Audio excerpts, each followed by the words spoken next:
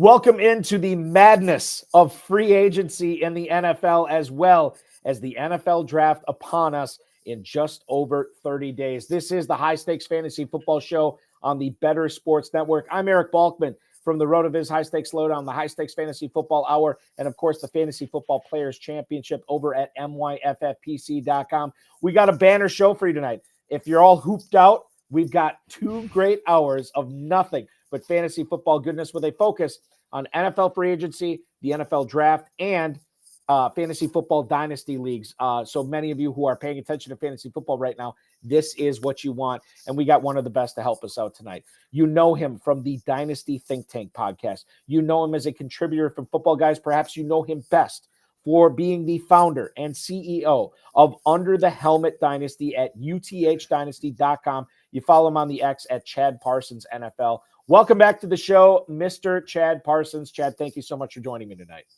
Absolutely. I mean, we got free agency in the backdrop. We got NFL in front of us, and we got basketball on TV. I mean, what could be better this time of year? So let me ask you this. I was going to ask you this prior to the show, and I forgot. Where are you located in the United States?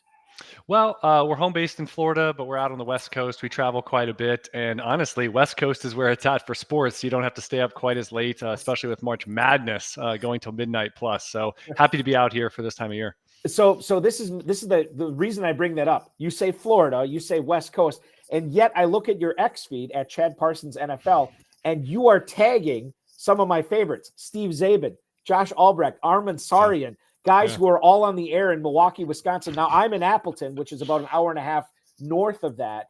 But those guys, the radio station I work for, we have those guys on via syndication on our radio station. I'm like, how does Chad Parsons know these guys? What's your connection to Wisconsin? One quick Steve Zabin story. I grew up by Santa Barbara, and when I was a kid, I actually went to those UCSB Gaucho games that he was the color man. He was one of the announcers at some of those big games, Brian Shaw, etc. When I was a kid, followed him in terms of DC radio. I was there for a number of years, and radio voices, or radio personalities, you follow them. And when he went full-time to Milwaukee, I did too. And now I'm in love with their whole crew and, Zabe Vegas and going out to the Caribbean every year and all that stuff. So I listen every single day. Yeah, that's awesome because I do too. So that's good. We're located in very different locations, but we are connected by Wisconsin sports talk, which I love. Coming up on the show tonight, we're going to go around the NFL. We're going to talk about everything that's going on in the league right now. There's plenty. And by the way, contrary to popular opinion, if you're just paying attention on the national media right now, they'd say college basketball is the only thing that's going on. We got a ton of stuff in the NFL that's going on as well. We're going to find out where Chad Parsons stands on many of the players that have new jerseys this year, like Derrick Henry, like Marquise Brown. But we're also going to get his takes on players that stayed with the same teams: Nico Collins, Mike Evans, Zay Flowers.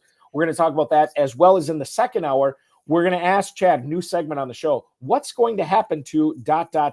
And we'll talk about the Kirk Cousins Falcons. We're going to talk about Jackson Smith-Njigba now that Tyler Lockett is locked up, for lack of a better term, for the next couple of years. Tyjae Spears, Zach Moss, and more in that segment. And then we'll get into a heavy rookie segment coming on in the final segment of the show. A lot of quarterback questions. Drake May, we're going to focus on. We'll talk a little bit about Bucky Irving, the Xaviers, Worthy and Leggett, and then we'll get into the Florida State guys, Johnny Wilson, Jaheim Bell, that I think Chad has some very interesting things to say about both those players as well.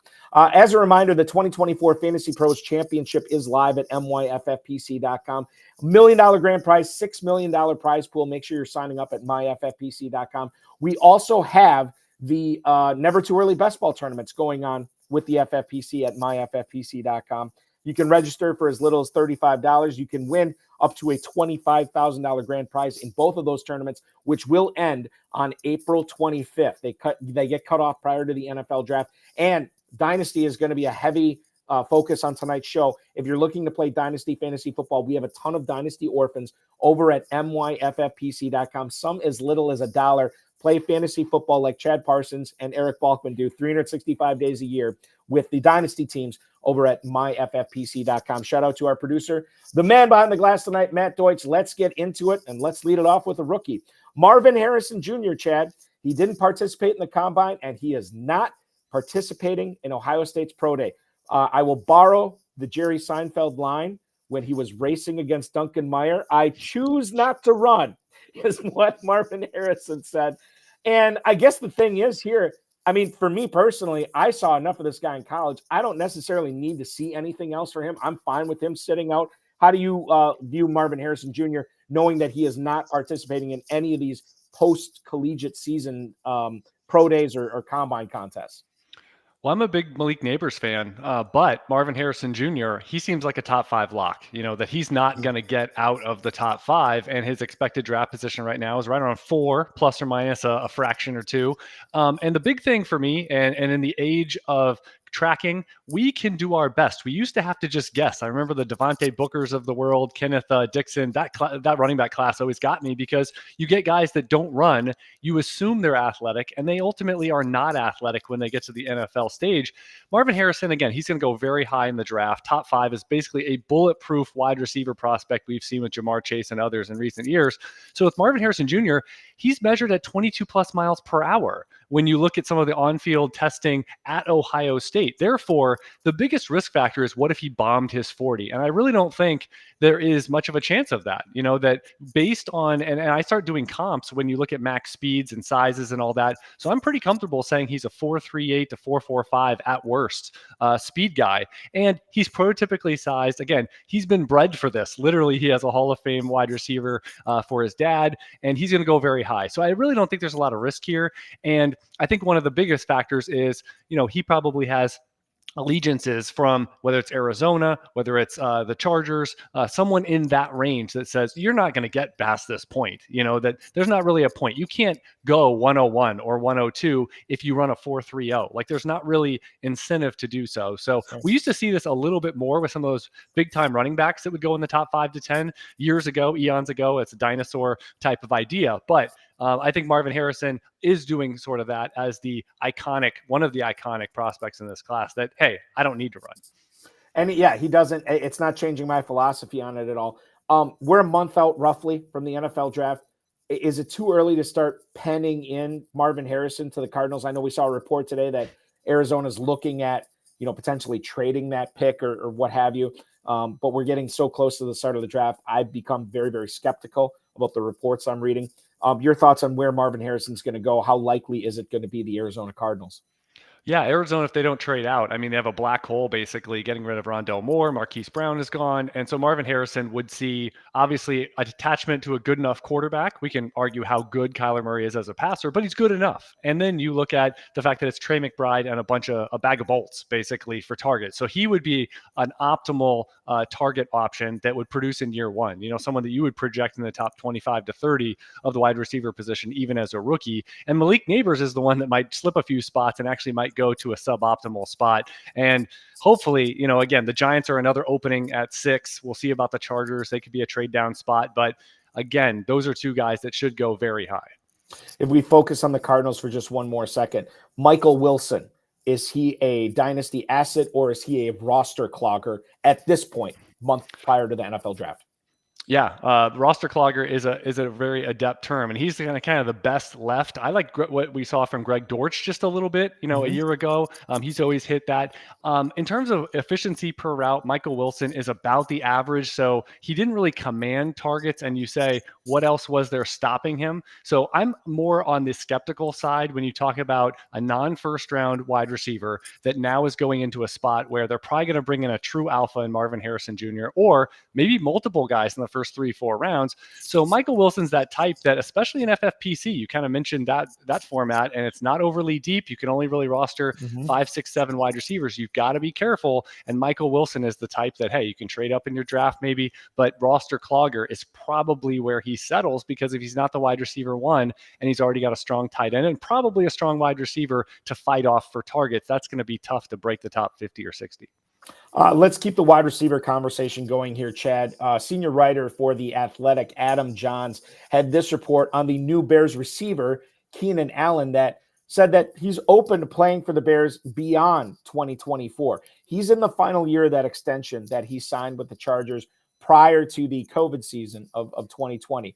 This is his age 32 year. However, he is coming off a career high in receptions in 108.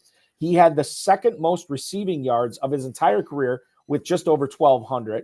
And he only played in 13 out of 17 games last year. So if he wasn't hurt over the final 4 games, this dude would have put up a crazy town banana pants year, which is would be unbelievable. Now, he said the Bears and him will get together on an extension down the line.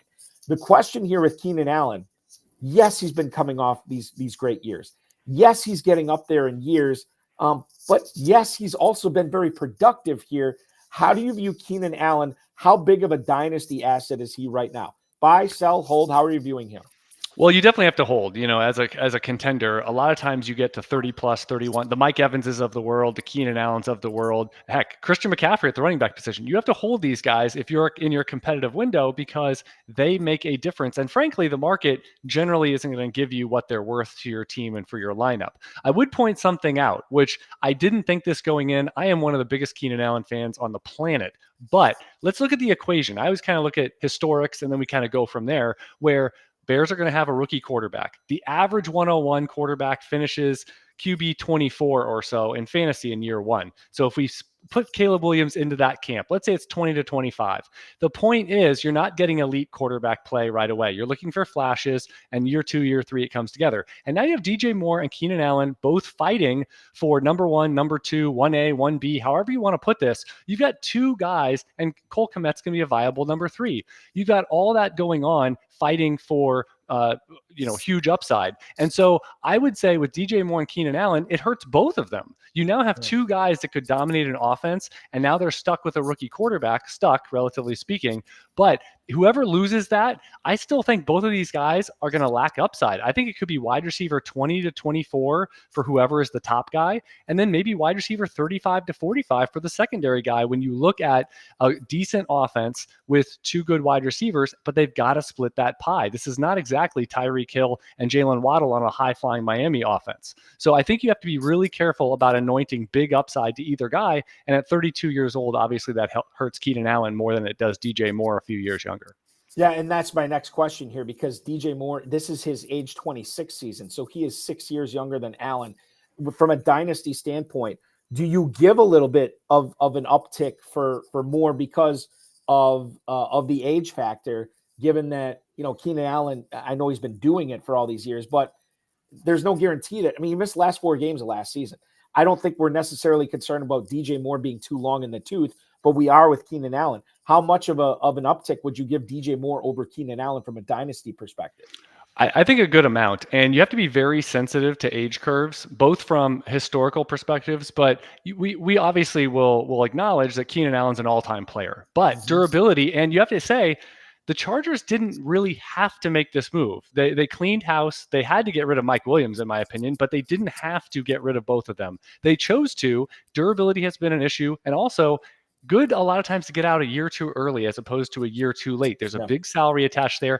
If Keenan Allen, here's the dynasty perspective. If he has one significant injury, you mentioned he missed a few games. What if he misses a few more? What if it's 7 or 8 games missed? Then you have a 32-year-old that probably is splitting elite targets with another quality wide receiver, and he's a free agent at the end of the year, attached to a quarterback that maybe shows promise but not elite. And it's just, you put that equation together, and all of a sudden Keenan Allen could be traded for, right now he might be, a second plus sort of valuation, maybe the latest of first round picks if someone's really in on Keenan Allen right now. But if that injury occurs in season, it might be a third plus. He might be, again, right in that range of near worthless at 33 years old. We see this with every wide receiver, and very few turn into Terrell Owens or someone like that. What about getting back to Keenan Allen for dynasty evaluation? If you are contending, if you do have a very good team, you're going to be competing for a title this year, you have Keenan Allen in your team. Is it best to hang on to him? Or if somebody's offering you a late first round pick, do you just say, okay, the heck with it, I'm going to make this move right now and get better right away? What would you do?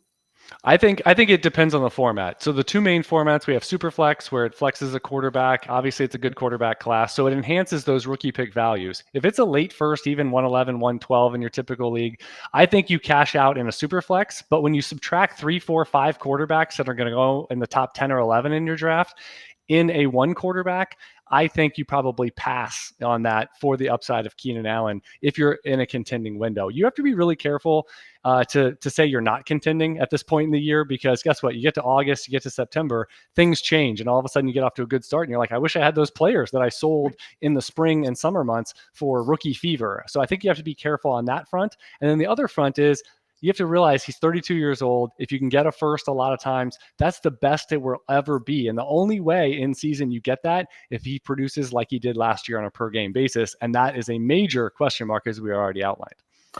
Dom Guzzetti, who's watching us on YouTube tonight, he has a question. He wants to know if we can shift our focus from Dynasty to redraft between DJ Moore and between Keenan Allen. Right now in the FFPC Never Too Early Best Ball Tournament, I looked up the data on FantasyMojo.com, at Fantasy Mojo on the X, Darren Armani, the godfather of the FFPC Pros versus Joe's competition. I would strongly urge every one of you who's watching this, who is playing in the FFPC, get a subscription over to Fantasy Mojo. I'm looking at the ADP right now on this, Chad, and I see DJ Moore having an ADP of wide receiver 13 at the 302. Now, Keenan Allen, and this is reflection of basically the last 3 weeks. So this is not a total reflection of after the Keenan Allen trade. But Keenan Allen, wide receiver 26 at the 412. So you can tell the difference between these guys right now in ADP as far as what you have to invest in to get these guys. It's almost 2 rounds. It's about a round and a half right now. What one would you rather have? How do you view these two players in a redraft format? I think it's up in the air. And when you say that there's enough of a price difference, like you said, round and a half, couple rounds, and it's significant, considering a drop off at another wide receiver spot for your lineup or at running back, I think you really have to consider Keenan Allen as the cheaper option, because we don't know. And frankly, for their careers, yards per route run, they've been pretty similar. They've been, you look at their career arc in that capacity, and Keenan Allen's been an alpha. DJ Moore has been as well. So again, I think you take the discount, you take the cheaper guy at this point, because redraft, all that age stuff we mentioned, it matters a little bit, but doesn't matter all that much. And Keenan Allen on a per game basis has been awesome.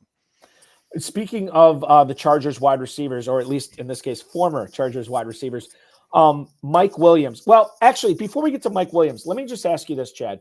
You mentioned that the Chargers did not have to make this move to trade Keenan Allen.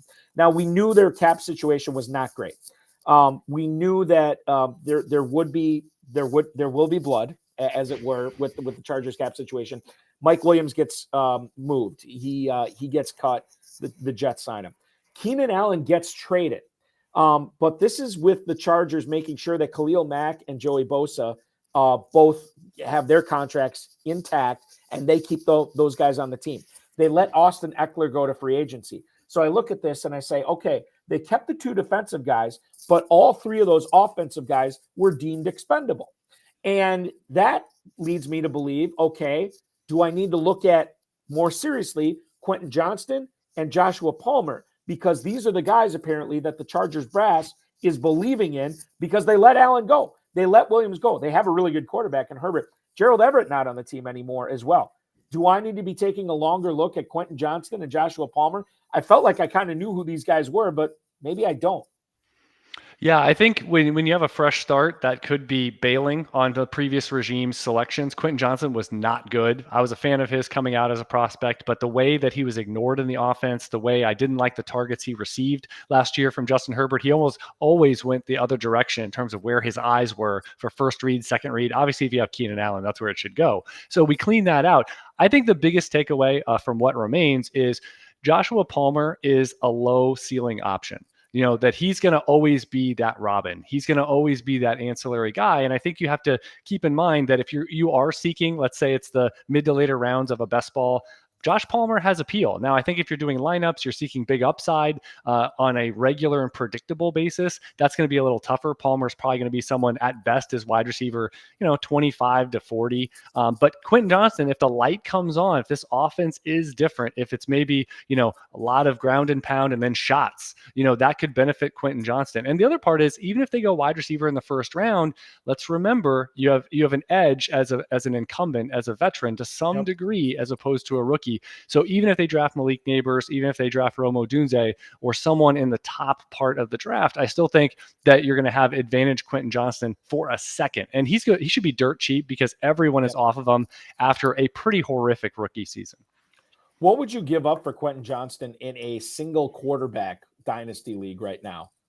Yeah, I think the price point is generally about a third in Superflex, and one quarterback, I think you're looking at more of a later second. And when you talk about what will I look at prospect-wise in that range of the draft, you will not get a look at a first-round wide receiver. So you are paying and getting the discount for that poor career start. But we've seen plenty of misfires in terms of high efficiency or low efficiency in year one turning out. And the one thing you want to do in general, be a little patient with these first round wide receivers. Now, someone like Kadarius Toney, they start changing teams. There's a lot of malcontent sort of vibes. That's a whole different story. But Quentin Johnston locked in with Justin Herbert, and now you're getting a big discount. Like I said, maybe the later second round, especially in FFPC, you kind of want to take somebody that you're going to get clarity in September. And then you can just dump them and go to the waiver wire with that roster spot. So if you're sitting there, hey, I did well last year, I've got 208 to 212, you throw out for Quentin Johnston, he's your wide receiver 4, 5, 6, and you see what happens August into September.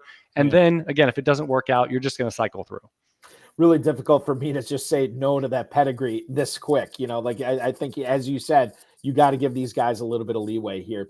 Now let's go back to the former Chargers wide receivers, Mike Williams. He is now with the Jets. Tore his ACL in September. He says he's going to be ready for week one. Chad, I don't know if you do this, but I definitely do it. I always take players assessing their own injuries with a grain of salt because they always believe that they're more healthy than they let on. It's why they're competitors. It's why they've reached, or part of the reason why they've reached this level. Now, he had ACL surgery, I believe, in December. I could be wrong on that. Don't quote me. And if he is ready for week one, it wouldn't be all that surprising given how early in the season he tore his ACL. Garrett Wilson's on the Jets. Aaron Rodgers should be back for week one for the New York Jets this year. What do you make of Mike Williams? From a dynasty perspective, it's tough because it's like you should be able to get him for free. I actually picked him up in one of my leagues off waivers last year after he tore his ACL. Somebody who was clearly disillusioned with Mike Williams' career just let him go. I picked him up, and I have very low expectations, but how good of a landing spot was this for his dynasty value with the Jets? Well, the pivot point is we don't know. We don't really have a good sense what the Jets are going to do in the first round at 10. That feels like it could be a Brock Bowers spot. I wouldn't say that they're out on wide receiver in the first 2-3 rounds. Here's the biggest thing. Mike Williams' durability has been a huge issue. He's almost 30 years old. And when you put those things together, and, obviously the Chargers weren't going to keep him, but he has not been on the field. And even by adjusting for points per game, he still has not had a top 20 finish in his career. You put him over, Garrett Wilson has mired. He's been very good with a horrible quarterback play. So Aaron Rodgers should raise that up. But if you're talking about an ancillary target in an offense that has been mired with injuries, I would say, with Mike Williams, a best ball special applies here. You get him super late because you don't care when he's going to be healthy, especially if it's one of those where you draft 25, 30 roster spots. You just kind of sit there, set it and forget it. He is that viable target that can have some 100-yard games, some multiple touchdown games in a best case. But in a traditional shallower roster type format, you got to be super careful with guys like Mike Williams because you are operating with Aaron Rodgers. What is he going to be in this offense? Is he going to be a top 8 to 10 quarterback? Highly questionable at this point in his career coming back. What's the mobility? And then you say he's going to be the number 2 target at best. And Breece Hall is a huge factor. So I just think that Mike Williams is one that don't go chasing your tail thinking there's top 15 to 20 predictable upside here because there probably isn't. Might be a better best ball guy than a managed lineup league guy for sure. Okay, so speaking of head scratchers, Jerry Jeudy. So this is a guy who started the offseason with the Broncos. He gets traded to the Cleveland Browns, and as Ian Rappaport reported a couple of days ago, the Browns extended Judy's contract. It's worth up to $58 million, up to, I know it means nothing, but $41 million guaranteed for a guy who's never played one down with Deshaun Watson and on his new team with his new head coach, new OC, new offense, new quarterback, new everything. This is weird to me. Now, the contract is about $14 million in average annual value. Very similar to Lockett's contract, Cortland Sutton, Gabe Davis, the one that he just inked with the Jaguars. This was a situation where the Browns get him in exchange for 5th and 6th round picks, and now they have Jerry Jeudy playing opposite Amari Cooper. I was very unexcited about Jerry Jeudy. I have been very unexcited about Jerry Jeudy the last couple of years, Chad. But now I see that an organization went out, gave up multiple draft picks to acquire this guy, and are now giving him $41 million guaranteed. Similar to what I brought up earlier with maybe I need to take a longer look about Joshua Palmer and Quentin Johnston. Do I need to take a longer look at Jerry Jeudy? Because I think the Browns are seeing something that I have not seen yet.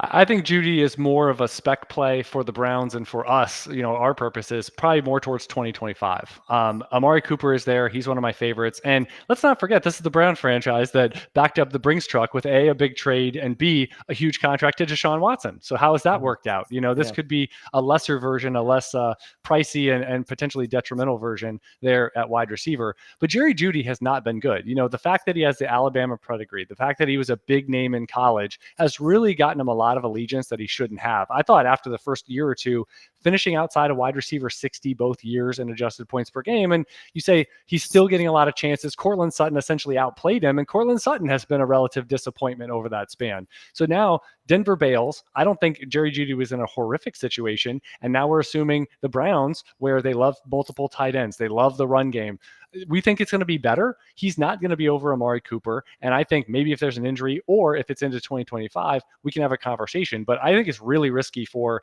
the Browns in order to secure that. Let him play it out. Let's see what he is in your ecosystem for 8 to 10 months and see where you go. And you have the inside track to maybe re-sign him in the first few months of 2025. But now they're pot committed. It's a reasonable salary. I get it. But they've taken a lot of shots, Elijah Moore, et cetera, that have not really worked out. They drafted David Bell. So they are looking for anything under every rock at wide receiver. We do know they have Amari Cooper and David Njoku, so at least they have a good start if that doesn't work out.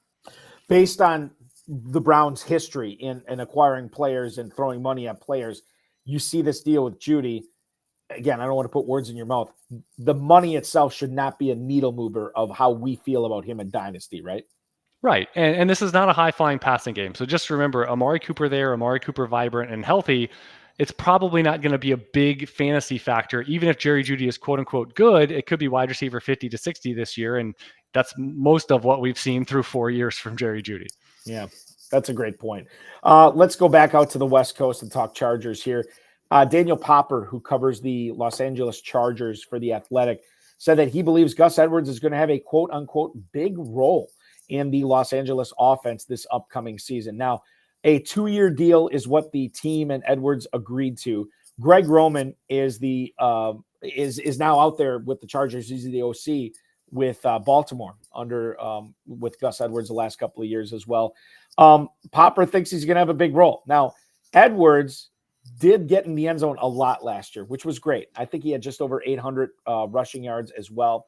I still think that, I know you see this as well. A lot of people are excited to see what the Chargers do on day 2 of the draft, because that could be the real winner in the Chargers running back sweepstakes. We have to wait another month to see what's going to happen here. What do we do with Gus Edwards in the meantime? If we have him on our dynasty teams, are we switching him out for a second round pick at this point and just hope that the Chargers add somebody in the draft and we can get out on our Edwards shares? Are we collecting Edwards? Because regardless of what the Chargers do on day 2 or maybe even day 3 of the draft, Edwards is still going to have a role in this offense. It's not talked about a lot because Gus Edwards is not necessarily a massive difference maker in fantasy football. But I do think if we're playing on the margins here, getting this Chargers running back situation is going to be very integral in fantasy success in 2024 in dynasty leagues. And I think in order to get the Chargers running back situation right, we have to get Gus Edwards right. Yeah, the hope is obviously the Chargers and Jim Harbaugh turn into more of a balanced or even run-centric offense. Obviously, shedding the wide receivers and aligning with some offensive line and tight ends and everything they've been doing have been showing that they're going to shift into that direction. Gus Edwards, 29 years old. He really was boosted by being attached to Lamar Jackson for a lot of those years and his peak moments, if you will. But I think you do have to be concerned that they're going to add somebody. The depth chart right now has Isaiah Spiller, who's been a disappointment, and the number 2 spot, and really no one else of size or import on that depth chart, which means they're probably not good enough to say pass in the draft at some point. It's a draft that might be more appealing for value in rounds 4 and 5 for the running back position. But when I look at the Chargers, they have a pick 65 to 70 there in the early third round. That's a key spot. It might be running back 2, might be running back 3, but someone notable. And that's sort of the range, 50 to 70, where it's expected to see running back 1 and maybe 2 or 3 come off the board to start the position. And Gus Edwards is the type. And I think it's important to mention that this time of year, you have to ask yourself, if I'm going to buy, do I think the price is higher now or higher post-draft or higher when we get to August, September? And I think if you're going to buy, you want to make sure they don't draft a guy in round 2 or 3, or maybe add Ezekiel Elliott, or maybe add someone that's still notably out there in the free agent pool. So if you're a buyer, I think you want to wait on tenuous situations like this. And then if you're selling, if you can get a second now, again, I don't think Gus Edwards is going to make that much of a difference. So you get a second round pick, you stay liquid, stay flexible, because I think a lot of people assume, hey, I trade him for a later second this year. That's it. I'm going to draft a rookie versus Gus Edwards. No, you can trade that pick for a wide receiver. You can trade it for a future pick. You have a lot of flexibility. It's basically a blank check that's not going to go stale, or it's a cake that has good eggs in it. So I think that Gus Edwards is one that you shouldn't be too scared about trading him away if you have him, and that he's going to end up burning you with a top 10 to 12 season. I think that's pretty unlikely with his lack of receiving profile and the ambiguity of what if Isaiah Spiller steps up? He's much younger. And what if they draft someone notable? Yeah, I think those are all things to keep in mind, and understanding that if you trade Edwards, then maybe it is that cake with good eggs in it, and like you can make do with that, right? Because people, and especially this time of year, Chad, you know this better than anybody. The picks right now are, as we get closer to the draft, they become more and more valuable because there are no player names assigned to those picks. They could be whatever you want them to be, and that's how you take advantage right now. So I'm with you on the Edwards thing. In other running back news and this isn't like a big name running back, but I think it's interesting because I think this news may affect a big name running back. But getting back to the Browns, they signed Deontay Foreman, who was with the Bears last year. Now, the Bears signed Foreman. They drafted Roschon Johnson, and then Foreman didn't get a lot of run September and October. There was injuries in that backfield. Then he got some run, and then they got healthy, and then he was kind of an inactive player the remainder of the season. Cleveland signs him, and Cleveland's backfield is kind of a question mark as well. Nick Chubb, who was already getting up there in years, like he's not a young running back anymore. He has multiple surgeries to repair a nasty knee injury that we saw on national TV in primetime last year. Is the Foreman signing a commentary on how the Browns feel about the recovery for Chubb? Because you're looking at Jerome Ford, who was okay at best when he had to take over the backfield and be an every down guy there. Because if they don't have Chubb, they do need bodies, and now they have Foreman. Does this Foreman signing affect the way you were thinking about Nick Chubb's knee injury recovery at all? Yeah, I think it has to. I think whatever calculus you had on a possible PUP list, a designation to start the season, I think you have to increase that number. Are we up to 25, 30, 40%? I think it's realistic to have that concern with Nick Chubb.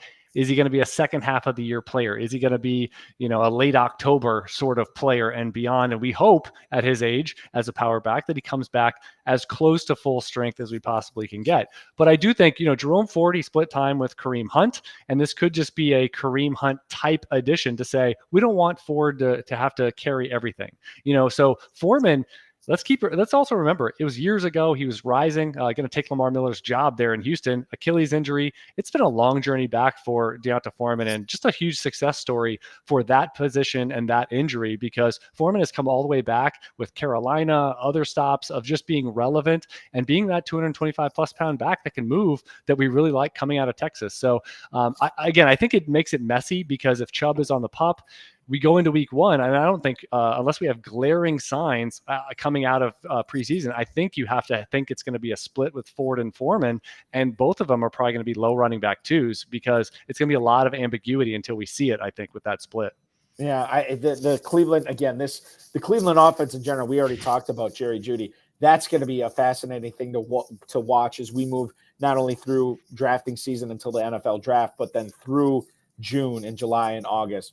We'll get a better handle on it, but right now we're using limited information here on trying to figure that situation out. Now, Another running back situation in the AFC that I think is worth talking about. Again, not necessarily because the Raiders signed Alexander Mattison, but because how this affects Zamir White in Dynasty. I was talking about this on one of my other shows. I think there's two ways you can look at this, Chad. Raiders signed Mattison. Oh, that's bad for Zamir White because now he's got to compete with somebody for touches. But on the flip side, is this good for Zamir White that they're signing a guy that is not a big-time difference maker, that's been kind of an accumulator over the last couple of years? How big of a threat is Mattison to Zamir White? This might actually be a good thing for Zamir White's dynasty value because you look at this from the standpoint the Raiders believe in White. If they didn't, they would have signed somebody bigger or drafted somebody bigger than Mattison. Instead, they go with Mattison here. I think this is good things for Zamir White's dynasty value. Yeah, I think if you're a fan of Zamir White, this is about the best case scenario. And I say that because you have a thin depth chart. Amir Abdullah has been, on that depth chart for quite some time. He's a sub-sized guy. They use him in those passing down packages or just occasional change of pace. And they're going to add somebody. So if you say within the range of outcomes, who are they going to sign? Alexander Mattison, who basically lost the job last year to Ty Chandler as we were going through the season. That's tough. A guy with more pedigree with the job. I thought the Vikings would keep him this year, frankly. I mean, it was a pretty low level deal relative to running back. And yet they go, we're just going to try something else, anything else. So I think it's good news for both guys because Zamir White, if they're going to add somebody, add someone who lost the job last year, who is generally underwhelmed for a couple years. And so Zamir White has to feel more comfort that it's his job. And then that might take him out of notable rookie additions. Maybe they do draft someone around 5 or 6 or something like that. But I do think Alexander Mattison is going to be one that you would assume wins that running back 2 job, which would be good news for Zamir White, who definitely flashed with some big, strong games over the last month of the season. So I think for both ends, you also talk about Mattison securing a number 2 job. That was probably the best case scenario in free agency as an injury away option, where we already know that the range of outcomes isn't great with him in terms of if he does get a clarified start next season. We saw that with the Dalvin Cook era. But I do think it's good news for Mattison of saying he's the running back 2 now, and it's likely after the draft now he's the running back 2 somewhere, and it happens to be with Raiders. In a vacuum, just getting back to when you talk about, well, if you're a fan of Zamir White, this is good news. Are you a fan of Zamir White as far as talent and situation? How did you feel about Zamir White prior to this Mattison signing, again, in a vacuum? I think Zamir White, you have to always be a little concerned. This is sort of like Dameon Pierce. They show flashes early on. They don't have strong enough pedigree. Every once in a while, Lamar Miller, those types will pan out from day 3. But I think you're always going to be looking over your shoulder. This is a class that even if they draft a guy early day 3, should feel threatened a little bit. And also Zamir White, let's go back to Georgia. He has not really been a workhorse at any stage of the game. He had multiple injuries, multiple serious injuries there, really derailed him after being a 5-star recruit. And it was really one good month.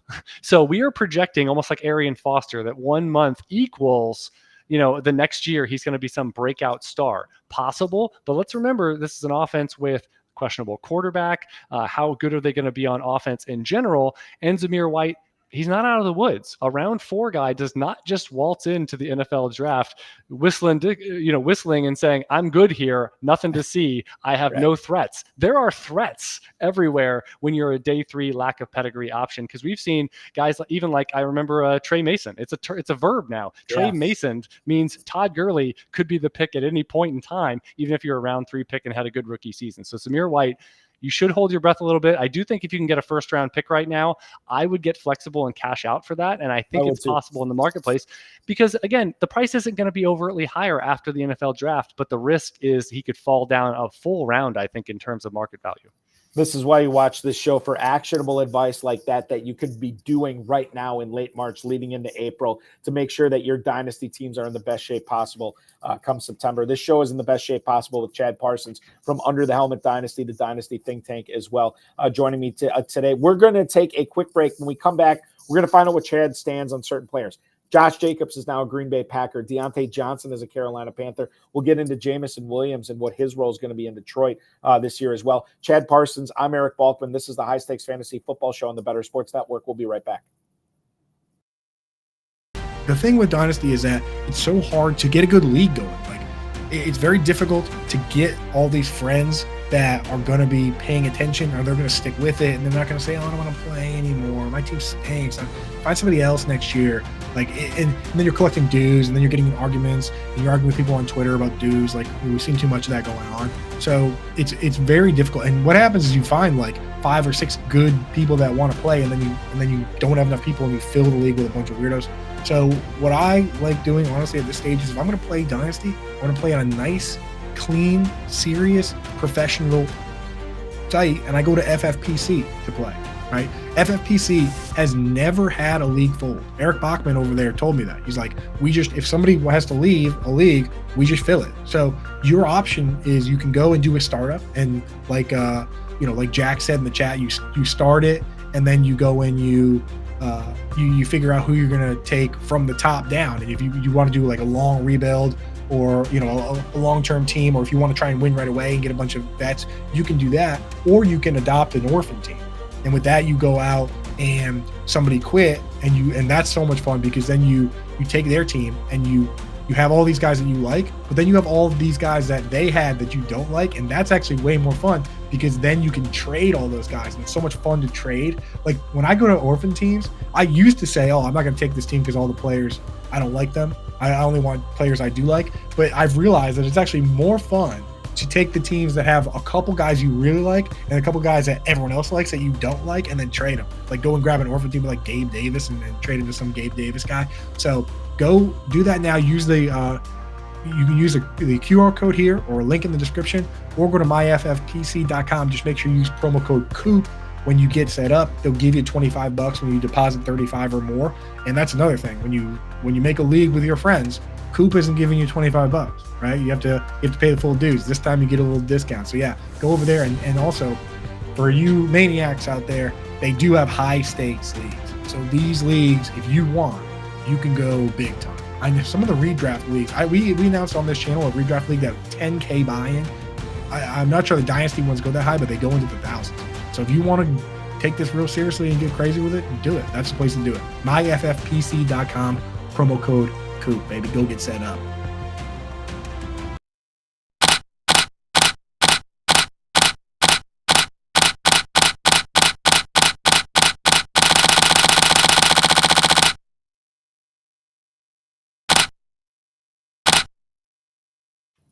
18 minutes until the top of the hour as the High Stakes Fantasy Football Show on the Better Sports Network rolls on. I am Eric Balkman from the FFPC, the High Stakes Fantasy Football Hour, and of course the RotoViz High Stakes Lowdown, being joined tonight by Chad Parsons. Chad Parsons and NFL is the X handle, founder, CEO of UTH Dynasty, that's under the helmet Dynasty, uthdynasty.com, and of course a contributor to the Dynasty Think Tank show and the Football Guys staff as well. Chad, I should give you an opportunity here too. You have a Patreon as well. Let's talk about that.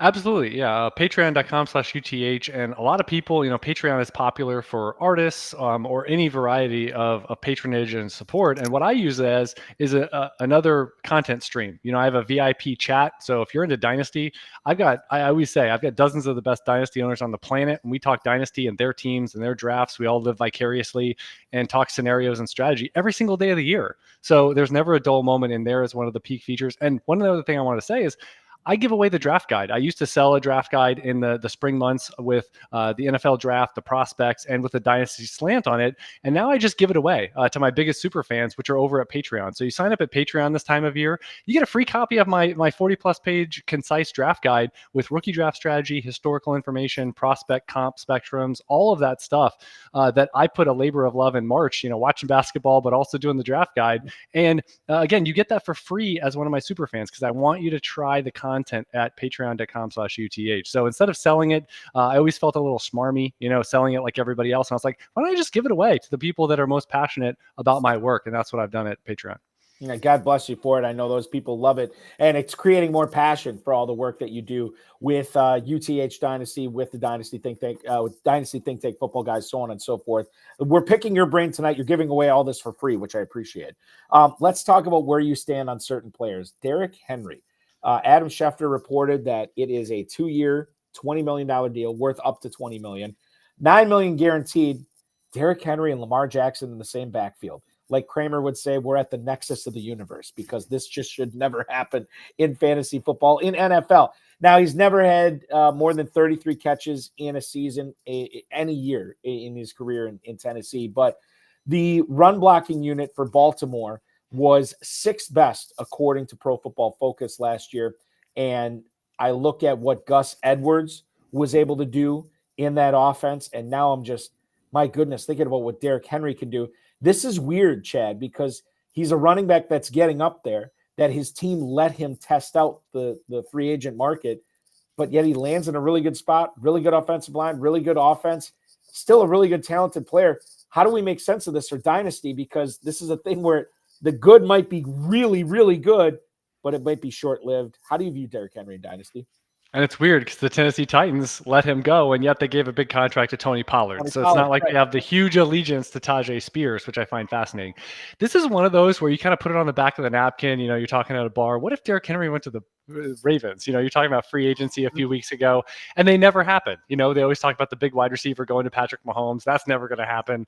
But we get this. I will say, Derrick Henry, 30 years old, I think he has more quality seasons left in him than some of these, you know, than maybe Joe Mixon, some of these, you know, Nick Chubb at 28 years old. So he's a young 30 for this year, in my opinion. And here's the other part. The Ravens, I have a little metric. I call it high leverage opportunity score. So it's HELO. It looks at targets plus goal line opportunities. The Ravens are so bad during the Lamar Jackson era. It's like a footnote. It's a punchline that I use. It's like they de-optimize the running back position. We've seen that. They just don't, since the Ray Rice era, or Danny Woodhead, I think was another one. They used to get targets, but now this is the offense that you go to not get targets pretty much. Lamar Jackson does not look at the running back position, but they get goal line. They've been sneaky decent. They were number 6 this year in running back goal line touches inside the 5-yard line. But overall, and it's driven by targets generally, that for fantasy production, they've been bottom 5 every year. Lamar Jackson has been the quarterback. So you say Derrick Henry, if he's only going to get 25, 30 catches, where would you like him to go? The answer is Baltimore, because he's going to get open running lanes. I mean, imagine him with a crease. He didn't get a whole lot of help in Tennessee. Lamar Jackson's going to hold that backside. And I think even though it's tough for Derrick Henry to get inside the top 4 or 5 running backs in fantasy because of the receiving element, unless he gets 15 plus touchdowns, which might be in play. But I think it's very difficult for him to get there as opposed to Breece Hall or Christian McCaffrey, whatever. But I think his floor is like a higher running back too, just because of the efficiency he's going to have, because of the goal line, because it's a stronger offense than he's almost ever had with Tennessee. I think this is an optimal spot. And if anyone fades him, especially these shorter roster leagues like FFPC, I think you have to really take into account that running backs are year to year, and investing in a rookie, like, you know, you're sitting there and like, hey, maybe that 110 pick is going to be Trey Benson, or insert rookie running back here. Derrick Henry has a couple of quality years in him. And if you get top 10 to 15 production for 2 years, that's better than what you're going to get on average out of that rookie running back in that range of the draft. There's no Ezekiel Elliott in this class. There's no Saquon Barkley coming in this class, pedigree wise or profile wise. So I think you have to be really careful about passing on Derrick Henry or selling him for just a random second as a team looking to contend and win this year. That it's so crazy because I never, you know, not that I was ever the biggest Derrick Henry fan, because I wasn't. I love pass catching running backs. Derrick Henry just never was one.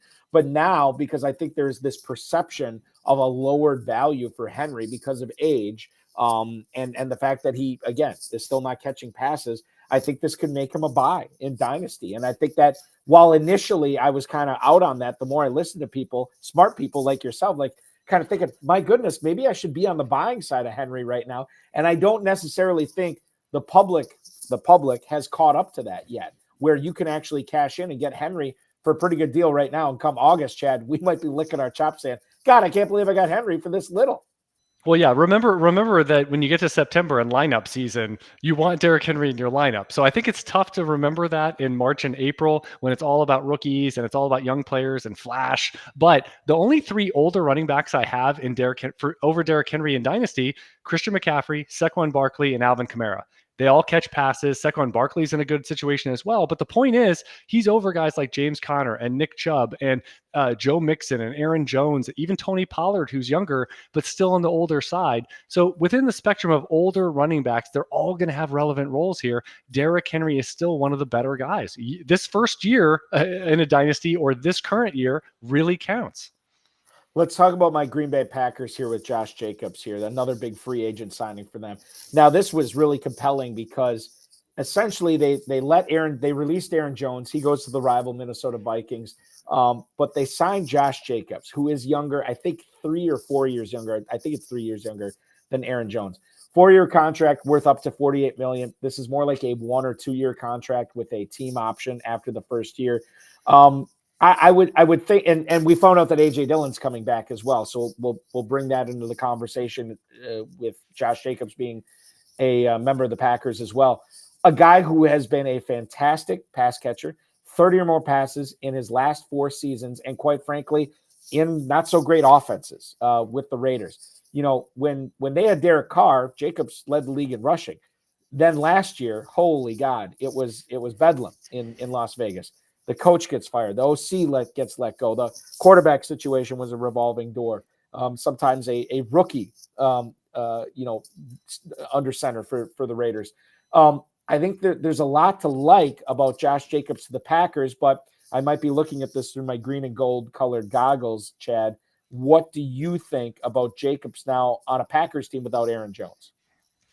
Yeah, I think Aaron Jones gone, you lose a little bit of dynamic nature, but let's remember, even running a 4.6, Josh Jacobs has house call potential. You know, we saw he had a game winner that went 80 yards, I believe, last year.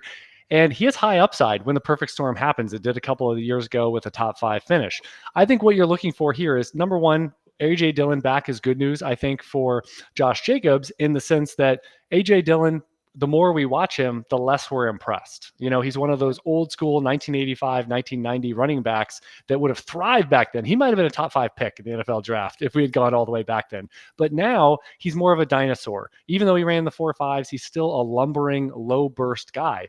Now for Jacobs, he's going to catch a bunch of passes. I think the biggest news here and why he moved up 3 spots in my dynasty rankings is because stronger offense. You have the Packers, a bunch of weapons. The Raiders, it consolidates through 2 guys. And the biggest factor is quarterback. What are the Raiders doing? And look what the Packers have in Jordan Love. Look what they found and they procured and they fostered as their 3rd quarterback now in like 30 plus years. Looks like they're on the right track again. So I think with the Packers' strong offense, that's going to give a lot more touchdown opportunities, because we've seen Jacobs really cash in from short range. And so I think big play potential Christian Watson. Let's put those hamstrings on ice here all the way until September. But I think Josh Jacobs is the rare guy that has 50 plus rush receiving upside. And then he also can run for 10, 12 plus touchdowns on the ground. And when you put those 2 things together, we saw it a couple of years ago, top 5 finish. So I think he's one of the few running backs that doesn't have a concern with receiving or with potential short range touchdowns or volume in general.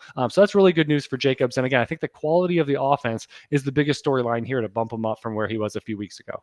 And the fact that he is not like aged out. He's not 29, he's not 30, he's 26 here. So it should be at least 1, maybe even 2, or maybe more than 2 years of good production in Green Bay.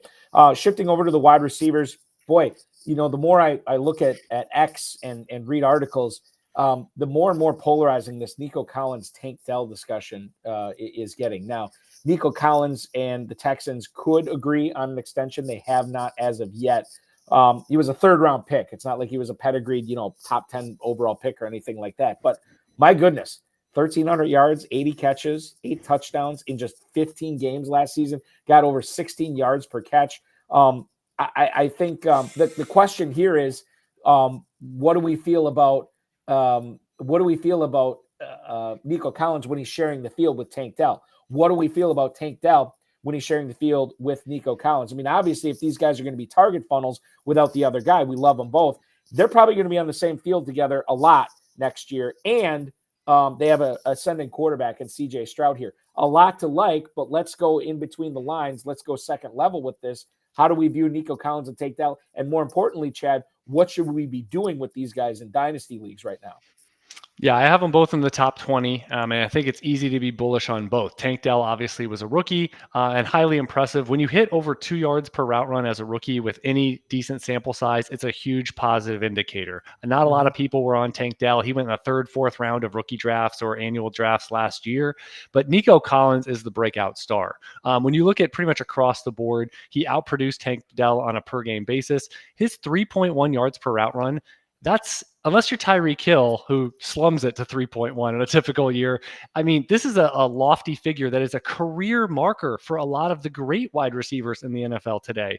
So I think Nico Collins did it so well, and he was almost a yard better per route than Tank Dell. So we can say that this is Batman and Robin. That's fine. But in my opinion, Nico Collins is the Batman. He's the prototypically sized guy. You see the types of routes he runs. Other than Mike Evans, it seems like every game he has 2 or 3 15 to 20 yard deep in cuts, and CJ Stroud loves that route. I really squint and see Mike Evans on some of those connections early. So again, you're talking about a guy that dominated targets in Nico Collins, 26% target per route run, the efficiency on a yard per route run basis. That is so rarefied air. Tank Dell was good. Tank Dell was very strong as a rookie. But when you say Nico Collins, yes, a little older, but still in his prime, he deserves a contract, and he is the alpha of that passing game. So when you have to be excited about that connection. That's why I have him closer to wide receiver 10 in Dynasty, and then Tank Dell is closer to wide receiver 20. So you are team Collins on this. If somebody comes in, and let's say you have Tank Dell on your team, Chad, are you only parting with him for a late first round pick at a minimum, or late first round, plus essentially? Because if you're a believer in Collins, it seems like you should be cashing in on Tank Dell right now, right?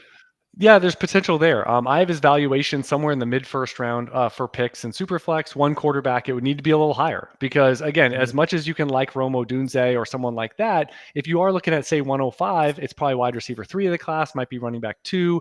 Maybe if it's premium scoring, you're looking at Brock Bowers in that range at FFPC or some format like that. But the thing I think you have to be careful with is Tank Dell is on a huge success track year one, and the odds that you get a huge success track year one off of the player you're drafting is not a lock. So I think it's really important. Sometimes you have a lot of arbitrage opportunities to take a veteran. And just to give one, I think the most misvalued price point here is Nico Collins. Like, I've been able to trade late first for Nico Collins earlier in the offseason, and his price hasn't moved much since. There's a lot of concern that Houston in the later first round would have drafted a wide receiver, and that they're going to be interested in the wide receiver market in NFL draft, but they have 2 good wide receivers. They're building up this offense in general. So I don't think it necessarily is a bad thing for, Robert Woods. They had plans for him. Noah Brown, he had a couple of good games, but they could get better. They want to supercharge this offense around Stroud's rookie contract. So I think Nico Collins in the later first is absolutely possible in the trade market, and Tank Dell is probably a similar price point. And again, I would go with Nico Collins of the 2, and I would throw out, say, a late first or an early second, and then add maybe a Jerry Jeudy type to get Tank Dell, just because you don't want to get too heavy at wide receiver with your roster construction. Right. Yeah. And that makes perfect sense when it comes to that. I do have a bunch of other receivers I want to talk about. We're running out of time in this segment, so I'll bounce around here a little bit. You have any strong thoughts on Zay Flowers in Baltimore? We just talked about Derrick Henry and Lamar Jackson in the same backfield. Obviously, Mark Andrews is there, Isaiah Likely. We know Odell Beckham's not going to be back. Maybe he's a Miami Dolphin. Maybe he's not. But and I listen, I know Harbaugh was talking up Rashad Bateman. I have no sense for having Rashad Bateman on my team at all. But Zay Flowers, he's not polarizing yet, but it seems like there's a lot of fans out there of his. And then there's some people that are not quite sold on how he's being treated in Dynasty. Your thoughts on him? Yeah, I think he's a little overcooked. He was good, but not great. 1.6 yards per route run, which again is good. And let's keep in mind, Mark Andrews is Lamar Jackson's guy. So you say it's Mark Andrews is essentially the wide receiver 1. Zay Flowers is more of the wide receiver 2 on the offense. I don't think there's going to be competition from Bateman. Let's see if they bring back Beckham. Probably not, or anybody else that they bring in. It seems like they should bring in a wide receiver in the draft in some import, round 3 to 5, at a minimum. But Mark Andrews coming back healthy is going to be the biggest deterrent, because I think Zay Flowers benefited 100 plus targets a year ago, because Mark Andrews missed a decent amount of time. So that would be the biggest thing I would look for, because I don't think this offense is going to truly support a breakout wide receiver as long as Mark Andrews is healthy. And we might see more of Isaiah Likely as well, who showed his mettle later in the year filling in for Mark Andrews. Mr. Bakes a lot watching us on YouTube right now. He wants to know if it's possible if the Jets would move up in the draft. We always talk about how these quarterbacks go, Chad. A lot of them get pushed up as we get closer and closer to the draft. And the latest guy who's getting pushed up, we'll get into this in the final segment of the show, but J.J. McCarthy is being rumored to be not only being taken top 10, but maybe top 5. And if we do have quarterback in the top 4, the Jets trading up to 5, they already have Rodgers. They signed Williams, but he's certainly not a long-term guy. They have Garrett Wilson there. What if Marvin Harrison is out there at 5? Would you see, or how strong of a possibility would it be if the Jets, were to make a trade to get up to 5 and add Harrison to Garrett Wilson and Mike Williams on that offense? Well, yeah, definitely. And obviously Aaron Rodgers would probably lose a screw if they drafted a quarterback in the first round as the next in heir. But yeah, I think the Jets could go a variety of directions. I don't think they should be out on wide receiver. Obviously tight end is a need as well. So I think they could go a variety of directions. I do think the board probably aligns at 10 for them to go offensive line and supplement that position, because you can never be too strong, especially with a pretty stationary now older quarterback. So the last thing they want is Aaron Rodgers missing a chunk of the season or all of the season and have a repeat. So I think offensive line is probably the pick there. But again, I think Marvin Harrison and some of these wide receivers are going to have a ton of interest. But if you say offensive line or Brock Bowers is there for them at 10, I don't know if there's big incentive for them to move around, especially up the board. Yeah, when you can get a difference-making player there, again, a tight end or offensive line, why would you sacrifice more, draft capital to get a luxury at the position when you can help fulfill a need and not have to sacrifice that draft capital? Great point. Speaking of draft capital, Kansas City Chiefs, they've won the last 2 Super Bowls. They don't need to do anything different than what they're doing. Nobody thought they could win without Tyreek Hill, and yet the God's gift of football, Patrick Mahomes, keeps getting it done, no matter what cards are dealt to him. However, the Chiefs recognized a deficiency. They went out and they drafted Rashee Rice, and now they've signed Marquise Brown to a 1-year contract worth up to $11 million. Chad, how does this affect? How do these 2 receivers affect each other? Rice and Brown on the outside. I know they still got Kelsey. To me, a rising tide raises all ships, and this should make everybody better. But maybe it comes at the expense of less targets, but maybe more efficient targets, if that makes sense. Your thoughts on Marquise Brown going to the Kansas City Chiefs? I think they largely play different positions. They used Rashee Rice almost like Deebo Samuel, a lot of short targets, and they really exemplified his yards after catch ability. Travis Kelce was doing more intermediate work. What they needed is a potential upgrade to Marquez Valdes-Scantling or all of the other guys that were running routes down the field with big play potential, more boom bust. And the biggest thing for Marquise Brown, which again, he's been tapering off, only 1.25 yards per route run last year. That's sub NFL average, not very good. And he played a ton in Arizona last year. So he missed a little bit of time, the foot, the ankle stuff. As someone with ankle issues, I can tell you that it never really goes away. It's always there. And for Marquise Brown, it's going to be one where they're going to tape him together. Who knows how many full weeks of practice he's going to actually have in Kansas City. And they might, like we've seen with other players on huge Super Bowl run type teams, you slow play him because you want him there in December and January when it counts the most. So I think with Marquise Brown, he is an upgrade, obviously huge upside potential, but Rashee Rice is going to be unaffected. He was very good last year when he finally started getting a lot more targets. Kelsey's still going to be involved at 34 years old. So I think Marquise Brown is the perfect boom bust guy. It's almost Marquez Valdes-Scantling plus in this offense, if you want to think of it that way. And again, I think Marquise Brown is one that he's pretty affordable. I've seen him traded for mid-seconds, which you say, hey, I want to see how this pans out. Is this going to work? That's going to be better than the rookie you're going to draft there. So I like that price point. If it starts getting to a first round pick, too pricey for me because you have 2 other quality targets in that offense. So I don't know if the perfect storm, unless Rice misses extensive time, or Marquise Brown, we see the best of him, which has not been overly great with Arizona so far. That's the only high end, top 18, top 20 type outcomes I could see from this year. If anybody can bring out the best in receiver, it's obviously Patrick Mahomes in Kansas City. But I think you're right. I mean, the established guys there, Rice, Kelsey, they have different roles than what Brown does. And I'm obviously more bullish on those guys for redraft and dynasty more so than I am with Marquise Brown at the point he's at in his career. Carolina Panthers offense. They now have not only Adam Thielen, but Deontay Johnson is there as well, Chad. 51 catches, just over 700 yards last year in 2023. 100 yards, 100 catch, 1,000-yard receiving season in 2021, and now he was playing opposite George Pickens this past year. He was not happy with this situation in Pittsburgh. Is he going to be happier in Carolina? Are we as dynasty fantasy owners of Deontay Johnson going to be happier with him in Carolina? He's younger than Thielen. I think somebody who's making an argument over a duplication of skills between Johnson and Thielen, I think that's a valid argument. I don't know how much it impacts their fantasy production, but now Deontay Johnson, the Carolina Panther, buy, sell, or hold for him in Dynasty at this point.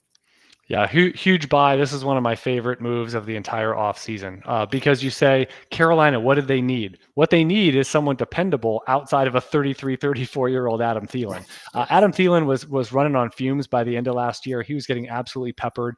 He volumed his way to 1,000 yards and 13 points per game, but it was relatively ugly with that offense.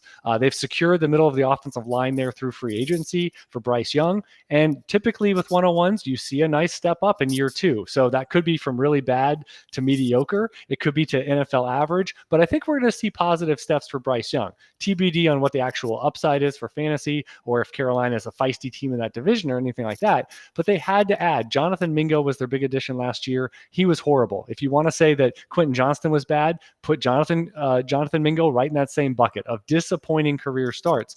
Terrace Marshall, I think a year before that, also disappointing from second round. They've tried. They got a shot on Laviska Shenault. That's not going to work out either. DJ Chark is not there. So they needed to do something, and they don't have their first round pick. The early second round is going to look good. Maybe it's a Ladd McConkey type that I think would blend well in this offense. But Deontay Johnson is the exact type of wide receiver they needed. A chain mover, a guy that's more dynamic, more explosive in and out of his cuts than Adam Thielen. He's got some big play after the catch ability. And this is going to be someone I think is earmarked for 150 plus targets. And it's not a Vegas betting show, but I'm sure you can get really good odds on Deontay Johnson to lead the NFL in receptions or some bet like that he's a dark horse. But I think it makes a lot of sense when you consider this offense and where the ball is going to funnel. No tight end. Adam Thielen could fall off in a massive way. And it really could be Deontay Johnson without George Pickens there to siphon away opportunities from him in Carolina. And Bryce Young is a young and up and coming quarterback. You would think he is going to focus on a reliable guy, and who's more reliable, who's more dynamic in this offense than Deontay Johnson. I think you could make a case that maybe Mingo is more dynamic, but I don't even know if that's the case anymore. Johnson is certainly a guy that we should be focusing on for Dynasty. Now, you mentioned you went through a litany of failed Carolina Panthers receivers here. I'm not saying that this guy is a failed Detroit Lions receiver, but Jameson Williams has not met the standards and the expectations that a lot of people who drafted him in Dynasty. You think about the torn ACL. You think about the gambling suspension, right? And he's just never really been able to get consistently going. Dan Campbell said that Jameson Williams is going to push to be a full-time starter this coming year. Over his last 6 games, he got 25 targets. I think part of the reason that he has not been excelling is he is a downfield guy. He is a very fast guy who gets past defenders, and Jared Goff is just simply not a guy who loves to throw downfield a ton. Why would you when you have Sam Laporta and Amon-Ra St. Brown over the middle? He's 22 years old, maybe more of a best ball guy. I think last year you could not get a discount on him, Chad. Would you be looking to get a discount on Jameson Williams this year? This could be one of the, I don't know if you play fantasy baseball, but there's always like this whole, he's the closer in waiting. He's the next great closer for this team. And then these guys never develop into being those closers. Is Jameson Williams going to be the next great receiver for the Lions that just never develops? Yeah, this is going to go back to something we talked about early in the show, which is just looking at the math of this offense. Sam Laporta breaking out was a major deal and major hindrance now to the hit rate probabilities of Jameson Williams. Amon-Ra St. Brown blocks out the sun. He's really good. He's arguably the top 3 or 4 receiver in all of the NFL. So you add that, they added Jahmyr Gibbs, huge pass catching weapon. It's an easy argument to say Jameson Williams, who was drafted highly in the NFL, missed his opportunity, missed his window, that now he's the 4th target in this offense. And you can be as dynamic as you want for Detroit's passing game. That's a tough combination. That's a tough equation to say that he can finish in the top 25 to 30. It's just really tough. Even if Amon St. Brown misses time, it's not the same routes. He's going to be that glorified deep threat. We just talked about Marquise Brown. He might be the Marquise Brown with a lesser quarterback with more competition for targets here in Detroit. And that's not good news.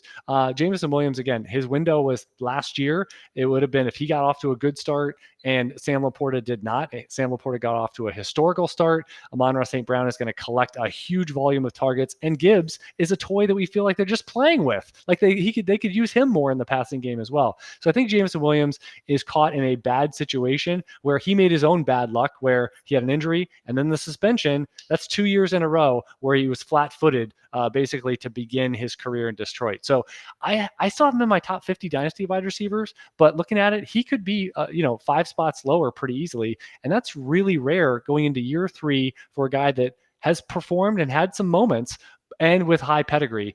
But it just speaks to how difficult it is for him, I think, to wedge his way into a top 24 season. There is no way we could be flat-footed on this show tonight because we have not stopped running since 7 p.m. Eastern time tonight, and we got almost another full hour to go. Here's what I want to do. I want to step out and take a quick break. When we come back, Chad Parsons from Under the Helmet Dynasty, contributor to Football Guys and the Dynasty Think Tank, is going to tell us what's going to happen to the Falcons offense with Kirk Cousins and now Darnell Mooney. The Commanders running game with Austin Eckler. Let's get into the Ty J. Spears talk and the Zach Moss conversation. I definitely think we need to get into as far as Dynasty Fantasy Football goes. Chad Parsons, Eric Balkman on the High Stakes Fantasy Football Show on the Better Sports Network. Don't go anywhere. We roll on right after this. Never Too Early Best Ball Tournament is already open right now over at FFPC. Drafts are available daily, 2-hour clock or 6-hour clock, or the sit and go 30-second clock if you really just want to bang out a draft. Those are scheduled in advance, so you can go get set up on that. Take a shot either $25,000 or $10,000 grand prize. That's in the Never Too Early Best Ball contest. They got some big prizes over there, man. And you can play high stakes games over there too. So you can hit this QR code that's right in front of my face, or go to myffpc.com. Use promo code COOP, COOP. They'll give you $25 off when you deposit $35 or more. So go get set up right now. We're doing, we already do our Dynasty. We do our redrafts over there. We do our high stakes stuff. But we do the playoff contest. We do it all. So I'm going to get into the best ball too. It's never, for me, whatever you got, whatever contest you got, I'm going to play, I'm going to win. That's it. So go over to myffpc.com, use promo code COOP, and you can win as well.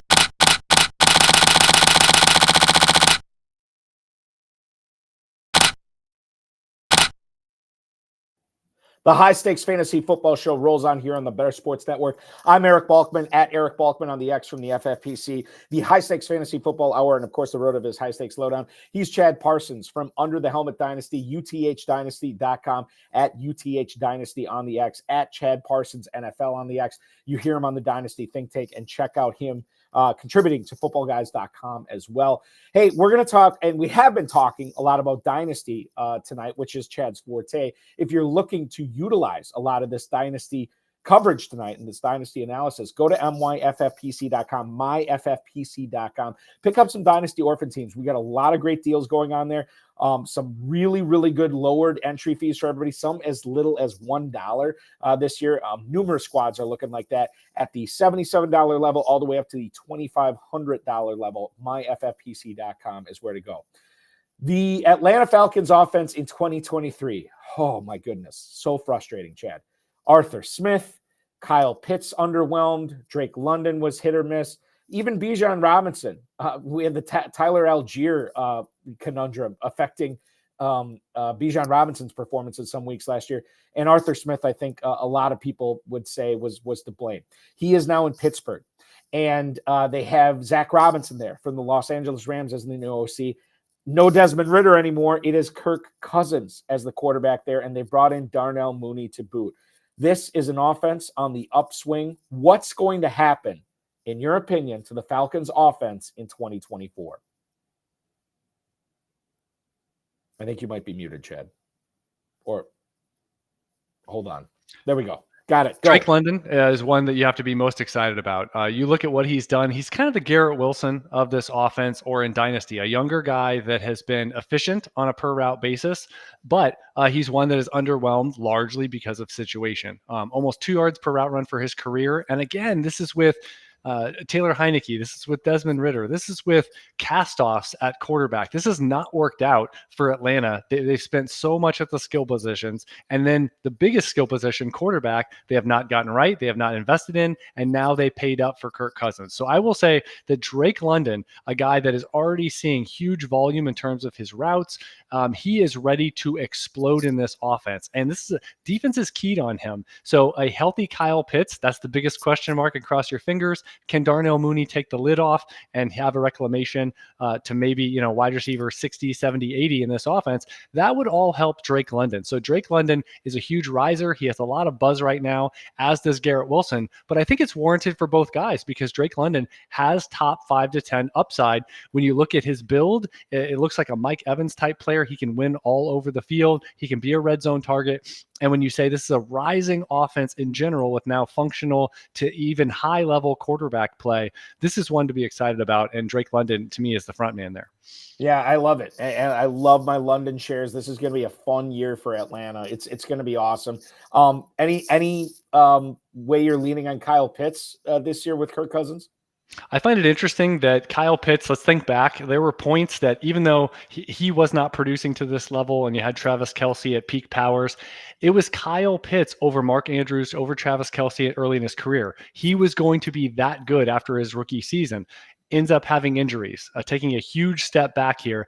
And the tight end position now with Trey McBride breaking out, Dalton Kincaid looking good, obviously Laporta and Hawkinson coming back in season at some point. It's so deep. I can't remember a tight end position deeper than we have right now with a mix of veterans, but largely younger players. And Kyle Pitts is right up there. I did move him up. I have him in tier 1 along with Laporta, Andrews, and Hawkinson there at the end of that tier. So Kyle Pitts getting that quarterback upgrade. The biggest thing for him is health. Can he start looking himself? Because he's basically a huge supersized wide receiver out there running so much out of the slot, running out wide. And I think this is really going to help him probably with Darnell Mooney outside the formation. This is going to get Pitts more in the slot. It's going to get more in line. And that's going to lead to even better matchups against safeties and hopefully, God forbid, for defenses, it's not a linebacker because that's just going to end up being a house call down the seam. So I think Kyle Pitts is one. It's a lot more accessible with Kelce probably coming back to the pack a little bit. We saw that last year. Laporta, a lot of competition for targets. I really think it could be Mark Andrews. And then who else could really challenge for number 1 overall? And especially with premium formats with scoring, Kyle Pitts is one that could be one of the big risers this year. Yeah, he is going to be a big riser, I think. Rightly or wrongly, there are going to be people in Dynasty and redraft leagues that are going to bump him up because they believe in him. Now, there's another player that people have believed in the last couple of years, and it was wrong to do it last year because he was banged up with injury. 42 catches for 656 yards and 5 touchdowns last year for Tee Higgins in Cincinnati. He has been tagged, franchise tagged by the Bengals, and he has since requested a trade. Now, I don't know what's going to happen with Higgins going forward. I mean, certainly somebody could make a move and trade for him, maybe after the NFL draft. I don't know if that's going to happen, but there's a non-zero chance it could.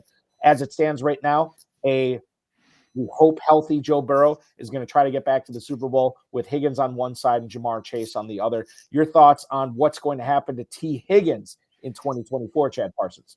What's interesting is I actually think the historical question of would you rather have a wide receiver 2 in a strong passing game or the wide receiver 1 in a weak passing game?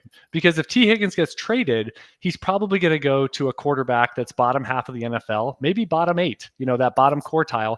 And yet Joe Burrow fueling that Cincinnati offense is top 8, in my opinion. So what's funny, the historical numbers come out about even. So think back to like DJ Moore in Carolina, right? No quarterback, but he's the number 1 guy versus a situation like Tee Higgins has. We've seen a limited ceiling from Tee Higgins. He got up to wide receiver 12. He had another top 20 season in his highlights in his first 4 seasons. But again, he's playing second fiddle. And that's really key here, which is I think Tee Higgins, there's not a big difference between the number 2 in Cincinnati, and there's not a big difference if he ends up getting traded. And what if he were to go to the Giants or someplace that has a big opening at wide receiver, you figure that would make a splash move. I don't think there's going to be a big difference. Drop in quarterback most likely versus the other available teams that he would go to versus, hey, I'm on a stronger offense, but more mouths to feed overall. So I think fantasy-wise, there's not going to be a huge difference. The perception, I think, if he's traded, will be it unlocks some big ceiling. But honestly, I don't think that's going to be reality. So if he is traded, the thing I would look for, if he's traded, that might be a time to trade out of Tee Higgins in your leagues, just because there's a lot of wide receivers. I love to play the arbitrage game of, hey, give me a similar player, and give me a pick, or give me a pick upgrade so that now I can go out and maybe Tee Higgins could facilitate moving up for Malik Neighbors in your draft or someone like that, or Marvin Harrison Jr.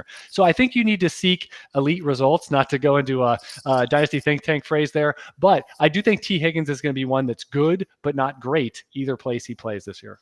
Yeah, I think that's interesting when you consider, because I think for me, this is the kind of way I looked at like Mike Williams when he was released. I know some people are like, that's too bad he's not going to be with Herbert anymore. And I'm like, well, maybe he goes somewhere he could be the number one target. Now that didn't happen, but and at least in my head, I just think like, number one receiver. I don't care if it's on a worse offense, but number one receiver on a bad or mediocre offense, maybe not that different than where he's at right now as the number two behind Jamar Chase too. I think that's something to consider when we're trying to figure out what we need to be doing with these non-number one wide receivers. Another one is Jackson Smith-Njigba, who was obviously drafted in the first round last year. A lot of people very excited about his dynasty prospects.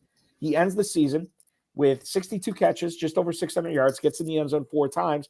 And I think it was wheels up for a lot of people with JSN because Tyler Lockett was, there was an easy way out for Seattle to part ways with Lockett. They didn't do that.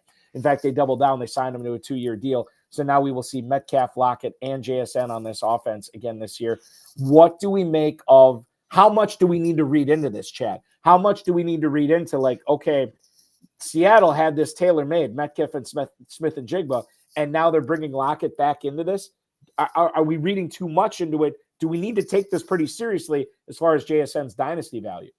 I would take it pretty seriously. JSN, had a lot of allegiance coming out of Ohio State. He was a huge brand. However, he went in the later 20. He went in the later part of the first round. And I think that's important because a lot of wide receivers bust. It's actually less than 50-50 when you look at it with that back half of round 1 in the NFL draft. We're going to have a lot more in the top half of round 1 this year. But JSN was low last year, and it was a big amalgam. Who's the guy? A lot of people liked him compared to the others like Quentin Johnston and others.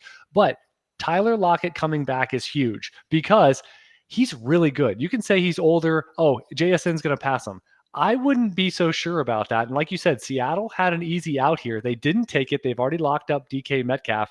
How much production from how many guys can we support with Geno Smith? I like Geno Smith, but they also brought back Noah Fant. And Noah Fant and Jackson Smith-Njigba were pretty close in yards per route run last year. Who's excited about Noah Fant right now? Not many. However, a lot of people are excited about Jackson Smith-Njigba as the wide receiver 3. Even if he gets to the clarified number 2 spot, I still don't think he can reach the expectations that a lot of people in Dynasty or Fantasy or NFL circles have for him. It's not right now. You have to press a pause button unless there's a litany of injuries. So for Jackson Smith-Njigba, I think he's overcooked. He's the exact type of guy that you can say, hey, can I find better production or better odds of strong production elsewhere, even if it's a little bit of an older player? Maybe DJ Moore is a little undervalued. Jackson Smith-Njigba is going pretty expensive in Dynasty right now. And I think, again, don't get over your skis. Can you can probably get Mike Evans plus maybe a late first round pick, which sounds crazy, but people are that resistant to age and that positive on a younger player that frankly, a lot of people are superimposing he had a better rookie season than he did. I think that it's as Dynasty players, and Chad, you know this, we need to understand that while we spend all this time hemming and hawing about our early first round pick in rookie drafts, now we have a year of data and on these players at the highest level. Now we are going into year 2 and we see what these teams are doing.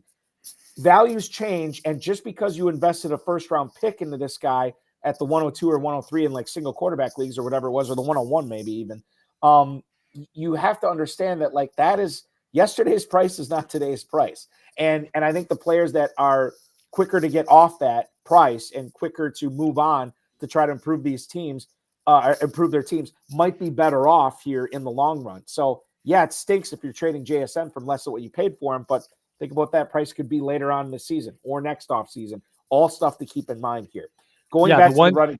The one thing I would say, just as a summary statement that globally will apply to more situations than just Jackson Smith-Njigba, is that you generally get a free pass with some of these younger pedigreed wide receivers year one into year two. So that period right now, that offseason, like you said, where even if something bad happens, Tyler Lockett comes back, he still has allegiance, he still has insulation. So like you said, you have the option to get out where it could fall way down if the season doesn't start well. And even if it bounces back up by next offseason, you don't want to burn a season with any particular roster spot if you had the flexibility months ago. Austin Eckler is now with the Washington Commanders, ostensibly splitting time with Brian Robinson. I think the interesting thing here is Brian Robinson, to me, is a 2-down banger. I don't know how much he's going to give you on third downs, but I don't know how much Austin Eckler is giving you on first and second downs. Is this a contract that he signed? Is this a third down running back contract? It's worth up to $11.5 million. $4.82 million total in 2024. He could make another $1.5 million in incentives. I bring this up because the running back coach for Washington is Anthony Lynn, who was with the Chargers when Eckler was like a supernova in that backfield for the Chargers. And Cliff Kingsbury's there as well as the OC. Austin Eckler in DC, 8th round redraft pick right now, Chad. In Dynasty, you should be able to get him for a song. What's the right move here? Yeah, I think the biggest thing is something that you mentioned as part of your lead up, which is Brian Robinson really questioned the ceiling. Austin Eckler is going to be one that siphons away. Think about Antonio Gibson at his best. We didn't see his best a lot, but he's that pass-centric guy, get him in space. Eckler can do that to an even higher degree. So what's going to be left for Brian Robinson? And also consider this.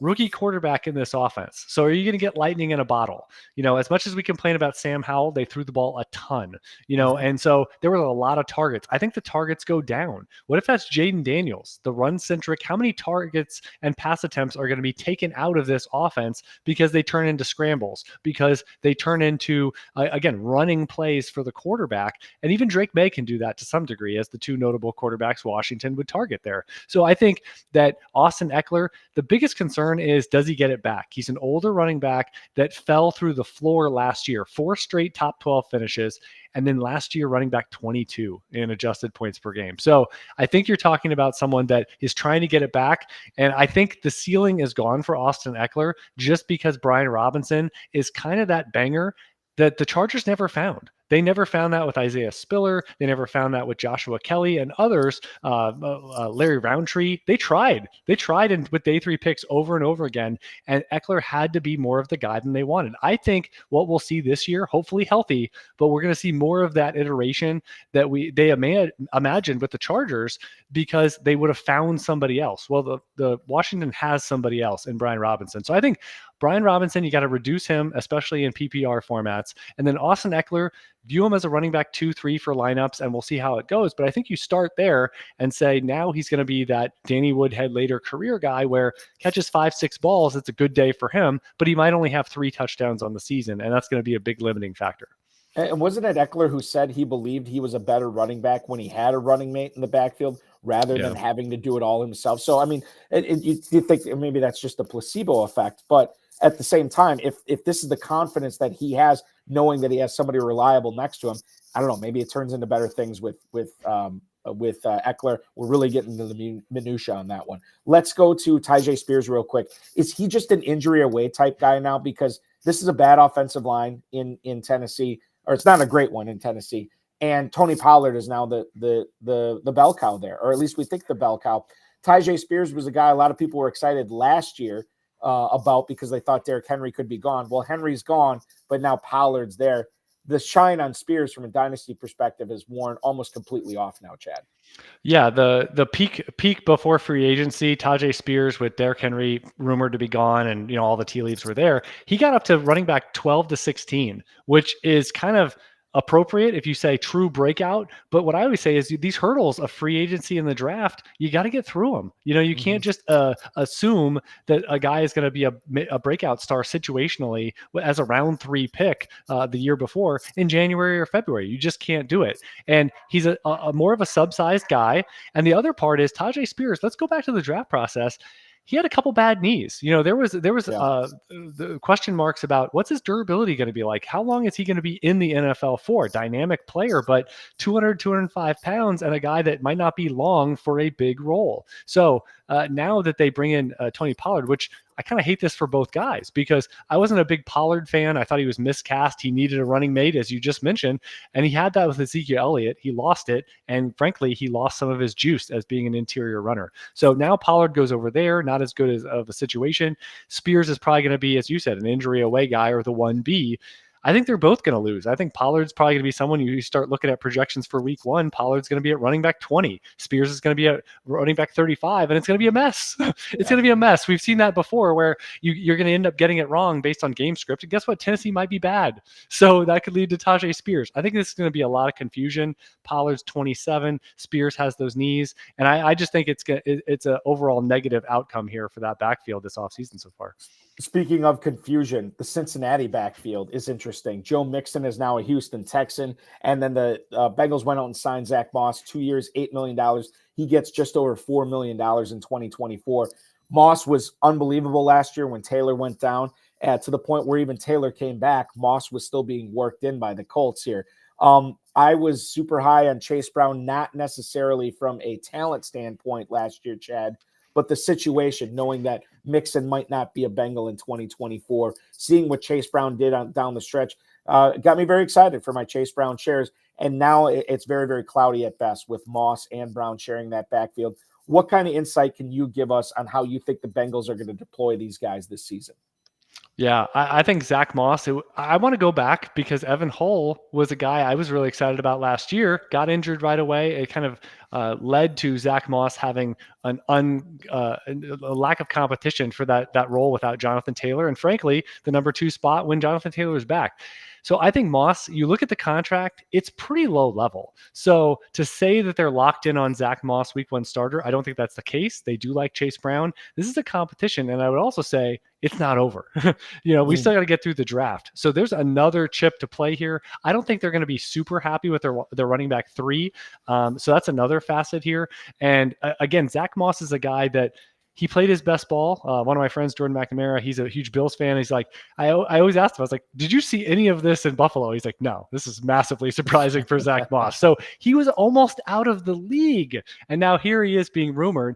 And I've seen a wide range. Just to mention Dynasty cost, he's one that I've seen people turn down seconds in a trade offer. And I've also seen some trumpet him and say, hey, any 3rd round pick gets him. So I will say there's a market on both sides. If the market's a 3rd round pick, you have legitimate outs for the starting running back. I didn't think Joe Mixon was that great. And you saw a guy that was very productive in fantasy on that Bengals offense. So Zach Moss at a 3rd round price point, I love that. You start mixing in veterans there in the FFPC annual drafts, and I think that's going to be in play if he's in there in the late 2nd or even 3rd round when people are making cut downs, or if he was even rostered to end the season. So I think that he's one that you really have to explore the market. Selling for a 2nd to me is fine to stay flexible, but don't sell for a 3rd and maybe even buy for a 3rd because it's a wide range here with Moss. It definitely is a wide range for sure. Quarterbacks, I want to touch on a couple of situations in the AFC real quick. The Pittsburgh quarterback room, radically different than what it was 2 weeks ago. It was Kenny Pickett, it was Mason Rudolph, it was Mitchell Trubisky. Now it is none of those guys, and it is Russell Wilson and Justin Fields.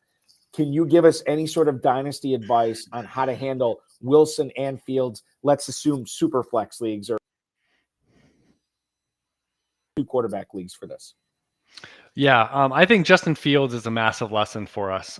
2 points on Fields, which is we love the rushing upside. That is the Konami code as it goes. It's the fast track to fantasy production. However, it gets you in trouble because I looked back and you see guys like Jalen Hurts and Josh Allen, they progressed in their first couple of years as a passer to the point where the rushing was a super big fantasy boost, but they can hang as a passer, if not excel.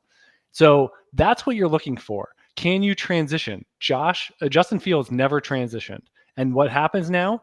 You get treated like you're not a starter in the NFL. There's big concerns by basically everybody, including your own team. I also think it's just bad luck, because if they had 106, 107, 108 in this draft, not 101, Justin Fields would probably be in Chicago right now. I think it's baffling they got rid of him. You need a good backup quarterback at a minimum. I'm honestly a little concerned about Caleb Williams if his camp said, we can't have Justin Fields there. To me, that's ridiculous. You need good quarterbacks. It's a quarterback league that one injury and you don't want your season to be toast. That's how Gardner Minshew gets big money. So I think Russell Wilson, he's been the superior passer their entire career. Even bad Russell Wilson the last 2-3 years, way better than Justin Fields in the NFL has ever been. So to me, this is not a competition. I think this is Justin Fields is going to be the backup. He's going to need Russell Wilson or the team to play poorly. And the Steelers don't generally play poorly. As long as you don't, they've been competitive every single year. So I think that's a real uphill climb. I would also point this out. Who's to say the Steelers don't trade Justin Fields? Who's to say they don't actually flip him in August when there's an injury, which the Bears should have done, which makes me think it's very centric to the quarterback they're going to draft on this guy can't be in the building. So I think the Bears screwed up. I think Justin Fields could still be a starter somewhere this year, but the best odds of that are not in Pittsburgh. It's somewhere else. The Denver Broncos pick 12th in the draft right now this year. And Kirk Cousins is in Atlanta. Russell Wilson, obviously no longer a part of their organization. Justin Fields with Wilson in Pittsburgh. Not a lot of veterans out there that they could sign. Even Sam Darnold got scooped up by the Minnesota Vikings. There is a very real possibility that 4 quarterbacks will be off the board by the time the Broncos pick at 12 if they choose to stay at 12. Does this nebulous situation at quarterback for the Broncos concern you when you're talking about drafting players like Courtland Sutton, Marvin Mims, Javonte Williams, Chad? Absolutely. Quarterback is the big driver. You want the best quarterback possible on your offense, and that gives you the best chance for big upside. I think it speaks to something at quarterback as well, which is Jarrett Stidham has played well in a couple different spots, and he right now is in the bird dog seat to be the week 1 starter. Even if they draft someone at 12, even if they end up with Bo Nix or Michael Penix, round 1, round 2, whatever it is, I think that Jarrett Stidham is going to get a shot. Now, we've seen those iterations, whether it's Desmond Ridder, Sam Howell, or others. It has not worked really well. That guy with not really much pedigree, and they just say, we're going to roll the ball out and see how it goes this year. But he has good enough weapons. I would say that this is one where Jarrett Stidham is a good example in your Superflex leagues of guys that this is why you need to kind of be in on the waiver wire on any quarterback that gets a shot, because if they perform well, we saw so many of them get recycled to prominent backup roles, Drew Lock and others this offseason, where you want to keep them rostered the following year and see what happens. Gardner Minshew's a guy that starting opportunities, he's going to keep getting, spread around with opportunities and probably starting this year. So I think Jarrett Stidham is the big takeaway here, that they didn't make a big move, as you said, and now the likelihood of Jarrett Stidham week 1 starter and having a viable shot to be a guy that's a top 20, 25 quarterback in fantasy, you now have odds that are elevated now with Stidham. Yeah, and the Broncos situation, I don't know. That could turn into a dumpster fire fast. It could surprise a lot of people, too. Just one of the many things we're concerning ourselves with, not only for Dynasty Fantasy Football, but 2024 drafts as well. And, oh, by the way, we haven't really hit on any rookies yet, and we do have some time left in the show. So let's step out, take our last break. When we come back, I do want to talk about Drake May and J.J. McCarthy here with you, Chad, for sure. Let's get into some Braylon Allen talk. And then those Florida State guys, Johnny Wilson, Jaheim Bell, I want to get your thoughts on them as well. He's Chad Parsons from Under the Helmet Dynasty, uthdynasty.com. I'm Eric Balkman from the FFPC. This is the High Stakes Fantasy Football Show on the Better Sports Network. If you're not playing Dynasty Fantasy Football right now, where we're still out there doing all sorts of trades and moves, everybody else that does like casual gamers that do redraft, they're done, and they're just kind of speculating or like talking about the draft. We're still playing. Like if you play Dynasty, we play all year. I play over at FFPC. If you want to play there, use promo code COOP, C-O-O-P. We'll give you $25 when you deposit $35 or more at myffpc.com. And there's 2 ways to jump in over there. You can either do a startup, in which case you can get Dalton Kincaid way after guys like Sam Laporta and Trey McBride. Brock Bowers, I just saw that the rookie Brock Bowers even before the draft, they're projecting him to go as like the tight end 2 in these startup drafts. Crazy, right? Like right after Laporta, which is nuts. Like you can get Kincaid, or if you don't want to do a startup, I think this is even more fun. You go out and take over an orphan team, right? So over at FFPC, they never close the leagues down. They just take the teams and if somebody has to leave or whatever, then you can buy in and take that team. So you can go find a team that has Kincaid and a bunch of players you like, and you keep those players, and then you look at all the other players you don't like, and you have the golden opportunity to trade them away. Like, it's so much fun to take a team and be like, okay, you know what? Because if you do a startup, you love all the guys already. Like, those are your babies. If you do an orphan team, then you can trade away all the guys you don't like, and that's even more fun, honestly. You have the golden, the green light there. So go to myffpc.com, use promo code COOP. They'll give you $25 when you deposit 35 or more, and you'll give you a leg up versus starting your own league. Now you got to chase people down for dues. You got to pay your own money. So go get set up over there.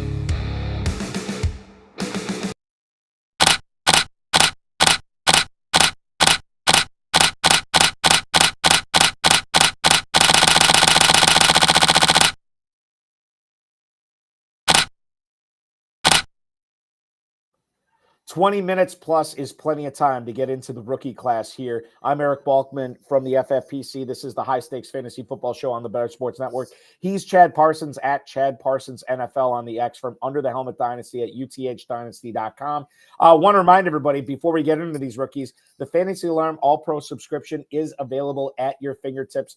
All content for all sports, including annual draft guides, is available. One-on-one expert access in the Discord. Sync up your leagues, analyze matchups and trends in your specific leagues that you're competing in. Don't forget about the lineup generator, daily and weekly rankings, the waiver wire, ownership percentages, projections, stats, and tools, all available to you. Build better lineups, guaranteed. Get access to everything Fantasy Alarm offers all year long. Promo code LOCK, LOCK, at fantasyalarm.com/lock. Chad, you have been getting involved in some conversations on the X about Drake May, about J.J. McCarthy. I'd like to hear you expand upon those thoughts about, let's take Caleb Williams and Jaden Daniels out of it right now. Let's just talk about those two players. How do they compare and contrast with each other as far as how good of fantasy players they're going to be at the next level? Well, yeah, Drake May, some of the hate, he's a very divergent prospect. You either love him or you hate him. In relative speaking, he's elite, in my opinion. He's everything you're looking for in a typical 101 selection by the NFL draft. We just happen to have 3 of those guys that are on that spectrum for this year. Someone's going to benefit at 2, at 3, etc. For these NFL teams, but Dynasty as well. You're going to go into the draft and everyone's going to go for Caleb Williams. But Drake May, in my model, a 99% passing score. You look at the big time throws he's able to make. You look at his scramble rate, the fact that he's able to elude pressure. He's prototypically sized. You would draw this guy up. Bill Parcells would love him in terms of that's what you think a quarterback should look like as a franchise changing quarterback up at the top of the board.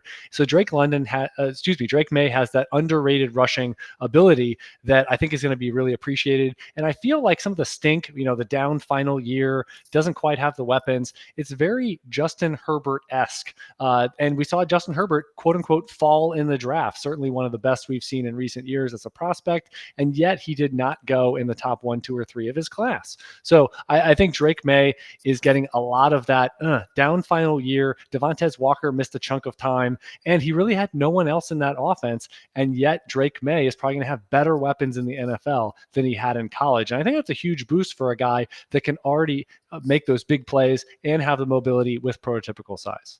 Does McCarthy need a full year behind somebody to be as successful as he can? Because I know if somebody trades up for him, maybe even into the top 5 of the draft, Chad, there's going to be pressure on McCarthy to play right away. I'm not so sure he's ready to play right away. Yeah, I think the best case scenario would be Minnesota. Minnesota, maybe he wouldn't be the week 1 starter. You look at the big time weapons. I know they have a contract issue with Justin Jefferson. We'll see if that works out. But Jordan Addison, they'll get TJ Hawkinson back. It's a really strong offense to drop in a rookie quarterback, and McCarthy can start at some point in year 1, maybe in October. McCarthy to me is good, but not great.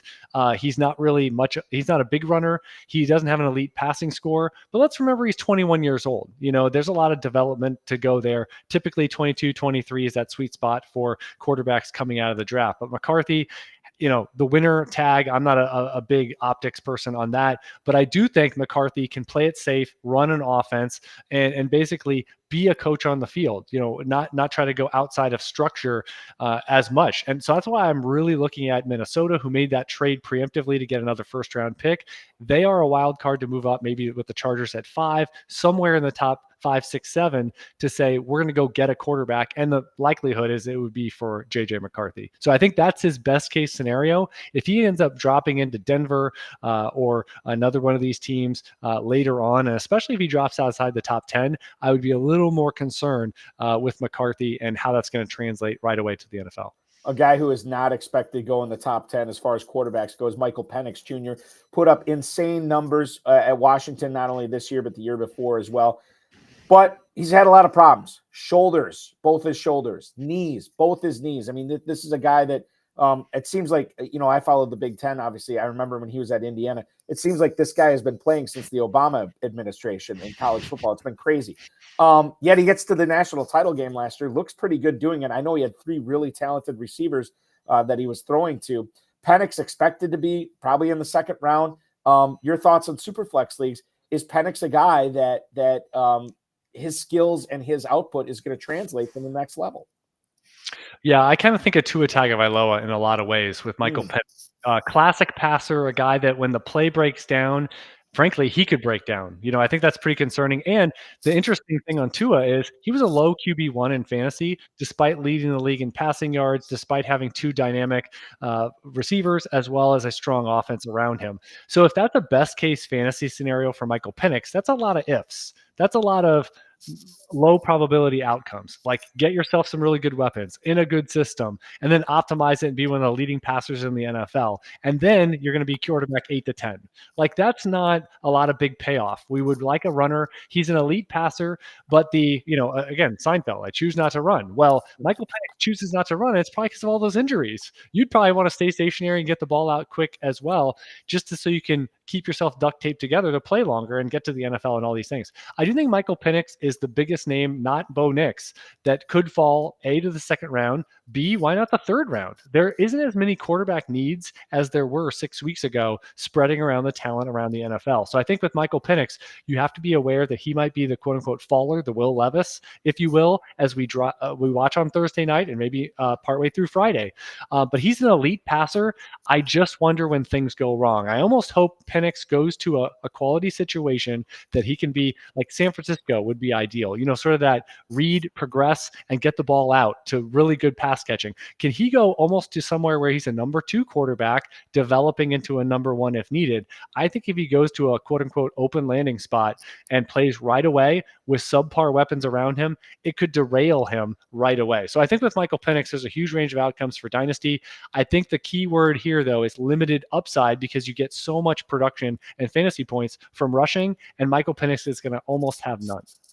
What about the fact that he had all 3 of those guys? You talk about Polk and Odunze, and was the other guy McMillan? McMillan, yeah. Yeah. Well, I mean, does the quarterback make the receivers? Do the receivers make the quarterback? I think of, who I was just thinking about this the other day, about a quarterback that it never worked for him in the NFL, but he put up great numbers in college and you look at the receivers he had, and they were unbelievable. Is there any of that thought with Penix? Like, maybe I should be nervous about this guy because of the talent he was throwing to? Absolutely. The better weapons you have, I almost think, you think Josh Allen, you think this past year with Drake May, you would almost rather have underwhelming weapons in college, because then the quarterback is going to say, this is great. I've got NFL level wide receivers, strong ones when I get to the NFL, as opposed to I'm playing with, and the same sort of thing with Jaden Daniels, a little worried because he's going to have 2 top 20 probably drafted wide receivers in this class, and a couple other guys that are breakouts waiting to happen, and that was his wide receiver core. He's going to go to probably an underwhelming situation, unfortunately for him. So, I honestly, whoever goes at 3, I think that's a critical spot, because the Patriots are not well set up. Washington a little better off. So it could be rough depending on who goes at 2, who goes at 3. And like we said, Minnesota as a trade out versus one of these other spots could really be a differentiator in terms of their initial weaponry around them. I want to talk about my Badgers here and Braylon Allen. Braylon Allen is a guy that did not do much at the combine. And so we were very excited to see what his pro day was going to be. His pro day was last week. And then he also pulled the Seinfeld, choosing not to run there. He did not do a lot of the agility tests. He said, now he had a high ankle sprain against Ohio State, and he said it's taken longer to recover from that than he sort of thought it would, which I guess I can buy. He said he was taking it day by day, whether he's going to run the 40 or not. He decided not to at the pro day. The tape looks good. A lot of the scouts have said that they feel good about Braylon Allen. Do you feel good about Braylon Allen at the next level, considering this guy is probably not going to be taken until, I don't know. At this point, I don't think he goes in the second, Chad. I think it's probably third is his ceiling, which gives me pause because of the draft pedigree. And, watching this guy over the years, I know he caught more passes this past year because the offense changed a little bit, but I do feel some trepidation with drafting Braylon Allen. Yeah, a lot of good, a lot of bad with Braylon Allen. I think if he had worked out, I think if a couple things looked a little better, he could easily be the running back one of this class. Frankly, you rewind a couple years, freshman breakout, 17 years old. This guy's a baby that he's not going to be able to drink for a few games in the NFL. He's so young at 21.x to start his career. So I think the fact that he's a big hulking option that, again, no testing. We kind of mentioned at the beginning of the show, have a little bit of pause with these guys, not Marvin Harrison Jr., but have pause with other guys that if they don't run, you get no data points on their athleticism. Take concern and pause there. And I think Braylon Allen, being a bigger running back, we've seen Derrick Henry, but how many others truly succeed at the NFL level where Derrick Henry is a cyborg and he's an alien in terms of a different kind of cat. But Braylon Allen, again, 17-year-old breakout, 230 plus pounds, a guy that can catch the ball enough to not say that he's a true 2-down option like we had DeAndre. I can't remember his name, from Washington, from Minnesota last year. But Braylon Allen is one that, again, elite rushing score, but if you're assuming he's 4.50, 4.55, it's risky. It's risky, and he might turn out to be an A.J. Dillon type in the NFL where he's just a couple decades late. So I would have a lot of pause there in terms of projecting Braylon Allen. I think round 3, round 4 is fitting. And like you said, with that pedigree drop, you need to have a little more concern. DeWayne McBride, by the way, was the guy out of UAB I was thinking of, just a true 2-down guy. And that's a huge limiter that he was not able to really see the field much at all with Minnesota last year. I want to say, I think Mel Kiper had him as his number 2 running back for until the start of the NFL draft. And then he dropped him. It was crazy. I remember there's a lot of people taking DeWayne McBride late in the rookie drafts and then in redrafts as well, just to try to hit on something. They didn't hit on anything. Now, a polarizing running back, speaking of running backs this year, is Bucky Irving, a guy that can catch passes. And there's a lot of people very excited about his chops in the NFL. There's also a lot of people that said, pulling the Steve Harvey, slow your roll, player. This is not a guy that you need to be hitching your wagon to. I think he's somewhere in the middle for me. Where is he for you, Chad? Yeah, I just wrote up Bucky Irving for the UTH NFL draft guide, and he was on my avoid and overrated list. A big reason for that is everyone's pulling out Kieran Williams. Like, oh, he's small. Oh, he didn't test that well. He's the new Kieran Williams. And I would remind folks, Kieran Williams was fostered in a Ram system for 2 years, getting insulation. Cam Akers did not work out, a second-round pick, and there was minimal competition. I love Ronnie Rivers, but let's face it, we know who he is.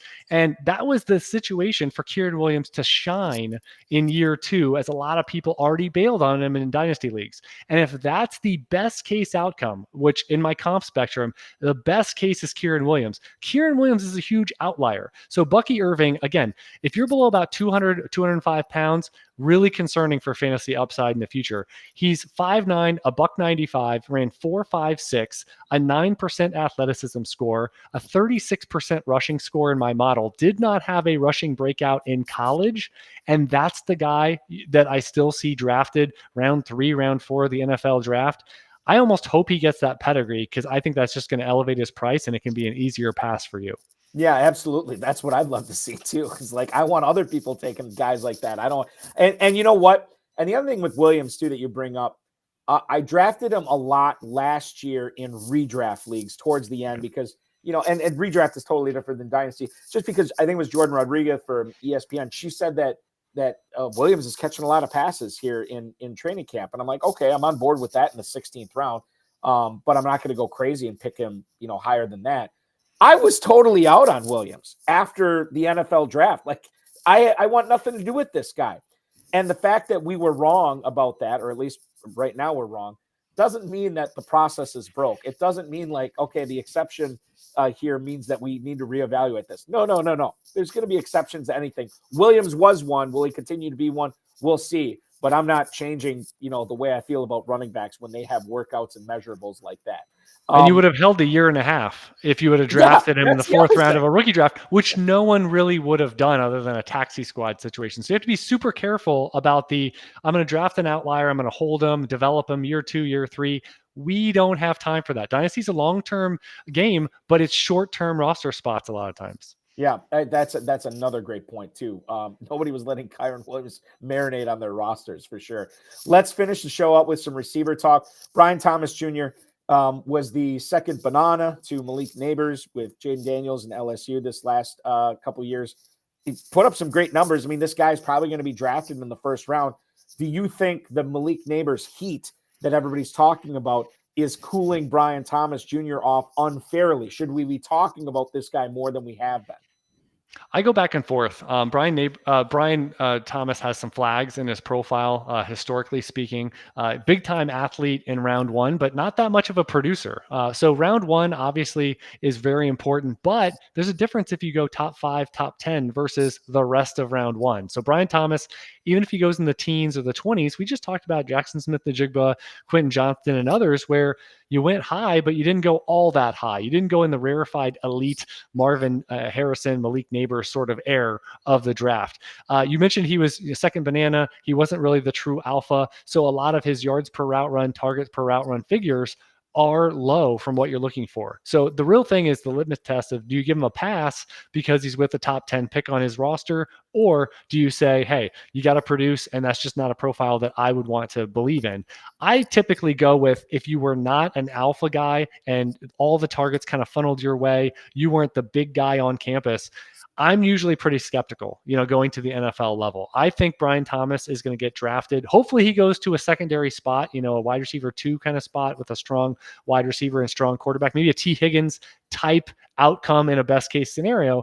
But ultimately his comps did not come out good that well. Robert Meacham is my middle ground comp for him, which one marginal fantasy season out of there. So I think Brian Thomas could be a good addition NFL wise. I think fantasy upside wise of him becoming a top 10 dynasty guy, him becoming, the next Nico Collins in a year or two, I think that is going to be really hard for Brian Thomas's profile to achieve. Let's talk about the Xaviers here. Obviously, Xavier Worthy from Texas resets the combine record for the 40-yard dash. And then you also have Xavier Leggett from South Carolina. These are and I think I was listening to you and Jordan talk about this on the Dynasty think tank. I could be wrong, but there is a little bit of concern for these receivers that don't go towards the top of the first round, that go sort of at the back end of the first round. And I think that's where Worthy and Leggett are sort of looking at right now. Your thoughts on the Xaviers heading into the NFL draft, Chad? Yeah, for me, Xavier Leggett is a pretty easy conversation just because he's a total boom bust profile. He was a 5th-year guy before he finally started to produce. And that's a huge red flag. The thing I always say is, if you are really a freak of nature, and so you are hulking 220 plus pounds, you run 4.3 something, why are you not dominating in college with a bunch of guys that are not going to be playing in the NFL? Why does it take you till 22, 23 years old sometimes? And that to me is a big red flag. So you're probably lacking the positional skills, route running, nuance, throttling down, breaking off your stem, looking the same on every route. He probably lacks all those. Again, there's a lot of proxy of just looking at data, and you don't have to sit there and watch 3 hours of film, route for Xavier Leggett to have a sense of what's going on. If you have a 90+% athlete and a 20% production guy, what does that tell you? He's boom bust because he doesn't really know what he's doing. Could he develop into what he's doing? Maybe. But wide receiver is the riskiest position. I'd rather take a boom bust guy at tight end. I'd rather take a boom bust guy at running back because it's about physical skills. Wide receiver, it's about nuance, and it's really hard, like quarterback, except not as hard. So I would say Xavier Leggett, the biggest thing is if he gets round 1 pedigree, again, the boom bust profile like Brian Thomas matters a heck of a lot less, but really be watching Thursday night. If Xavier Leggett gets through the first round, be really skeptical of him in Dynasty because you don't get that moniker. And the boom bust day 2 wide receiver, they're a dime a dozen, and they usually leave you penniless, at the end of the day. So be really careful with that. In terms of Xavier Worthy, he's the opposite. 95% production score guy, and he torched the combine. So you're getting a big time athlete, but a guy that knows how to play. And I would say this, I've seen his projections now. Like, he was a common one to go in the early second round in mock drafts a couple months ago. Now he's going regularly in the late first round. Everyone wants to put him to Kansas City. That sounds fine. I don't think he's making it. I think there's some interesting spots there late, actually mid first round. I think the Jacksonville Jaguars are going to be in on a wide receiver, 17 overall. I remember Will Fuller torched the combine. It was like 4.31 or something. He zoomed up from a second round pick. He went in the early 20s. I don't see how a Xavier Worthy even gets to Buffalo, even gets to Kansas City at the end of the round. I think there's going to be a team. I don't know if it's Cincinnati. They could obviously uptick and backstop that position if Tee Higgins isn't going to be on the team. But I think there's a load. The Steelers are going to now be in on wide receiver at 20. I think the Jaguars are drawing live at 17. And the Colts at 15. I wouldn't put any of these spots out of the realm of possibility for Xavier Worthy to go much higher than people expect. The last thing we'll end with tonight is the Florida State Seminoles, guys. Johnny Wilson, the massive wide receiver for the Florida State Seminoles the last couple of years, put up some really good numbers this year with Jordan Travis. And then the tight end, Jaheim Bell, who I believe was a South Carolina transfer, played at Florida State last year. Can you tell us a little bit about what makes these players unique? Absolutely. They're both unique. Johnny Wilson is 6'5 plus. In the model, he comes out as a Brandon Marshall type player for me. Oh. People want to say Mike Evans. He was not that productive. Brandon Marshall went in the 4th round. He ended up being a high volume and impact player in the NFL. So again, I think he's someone that now he's looking at more at the 3rd round. But you want rare guys. He worked out really well. And again, not many 6'5" guys can move. And Johnny Wilson is that. Now, Jaheim Bell, he's listed as a tight end. That'll be important for your tight end premium formats. But Jaheim Bell, he played a little running back. He played all over the formation. I almost view him as a little bit of Kyle Juszczyk, a little bit of sub-sized tight end. Heck, if you want to line up in the backfield and get a few more carries than, say, a George Kittle from now and time again, I think all that could apply to Jaheim Bell. My problem with Bell is I don't know where he fits. Like Johnny Wilson's, they thought he might convert to tight end or something. He's playing wide receiver now with the good testing. But Jaheim Bell, he might be a really nice and fun player on a fantasy, on an NFL offense. I almost wonder if the 49ers could look at him in round 3, round 4, round 5. But fantasy-wise, I think it's going to be one where you kind of want to sit on the sideline, don't get excited and draft him in the 3rd round or something, just because I don't think he's going to have a real defined role and place for him that's going to make a lot of sense. He may end up being not the quarterback part, but maybe a Taysom Hill type, or it takes him some time to actually see where do you fit in the right offense. Chad Parsons at Chad Parsons NFL on the X, at UTH Dynasty on the X, Under the Helmet Dynasty at uthdynasty.com. Give us a plug for the website. Tell us about the Dynasty Think Tank podcast, and tell us about the Patreon, as well as you guys, you and Jordan McNamara have a Patreon for the Dynasty Think Tank as well, right? Absolutely. Yeah. So Dynasty Think Tank, as well as Under the Helmet, those are 2 Dynasty shows you can find on any podcasting platform. Patreon attached, which is /Dynasty Think Tank over there if you want to support Jordan and I. And then I have my own at patreon.com/UTH. I mentioned the free draft guide earlier, but again, free. It's actually cheaper than signing up for 1 month of Patreon at the All Pro tier. All that content I mentioned. And again, if you like just a piece of this, I record probably 1,000 podcasts a year between all the different platforms. So Eric records a ton, and we are just busy people in the space, which is you like to record, you like the audio medium, and the premium podcast structure, the Patreon structure. It has just made a lot of sense for me and my roadmap of content, as well as adding Dynasty Think Tank to UTH over the years, which has really been great. And obviously all the content that you put out, or at least every time something new comes out, at Chad Parsons NFL, that's where people can follow and then follow the links to check it out. Excellent. Yeah. Thank you so much, Eric. Thank you, Chad Parsons, ladies and gentlemen. A fantastic guest tonight. I want to thank him. I want to thank Matt Deutsch, our producer. We'll be back live next Thursday at 7 p.m. Eastern time. Check out the Fantasy Pros Championship, the Never Too Early Best Ball tournaments, as well as all those Dynasty Orphans available for you now at myffpc.com. Thanks so much for watching, everybody. For Chad Parsons, I'm Eric Balkman. Talk with you next week.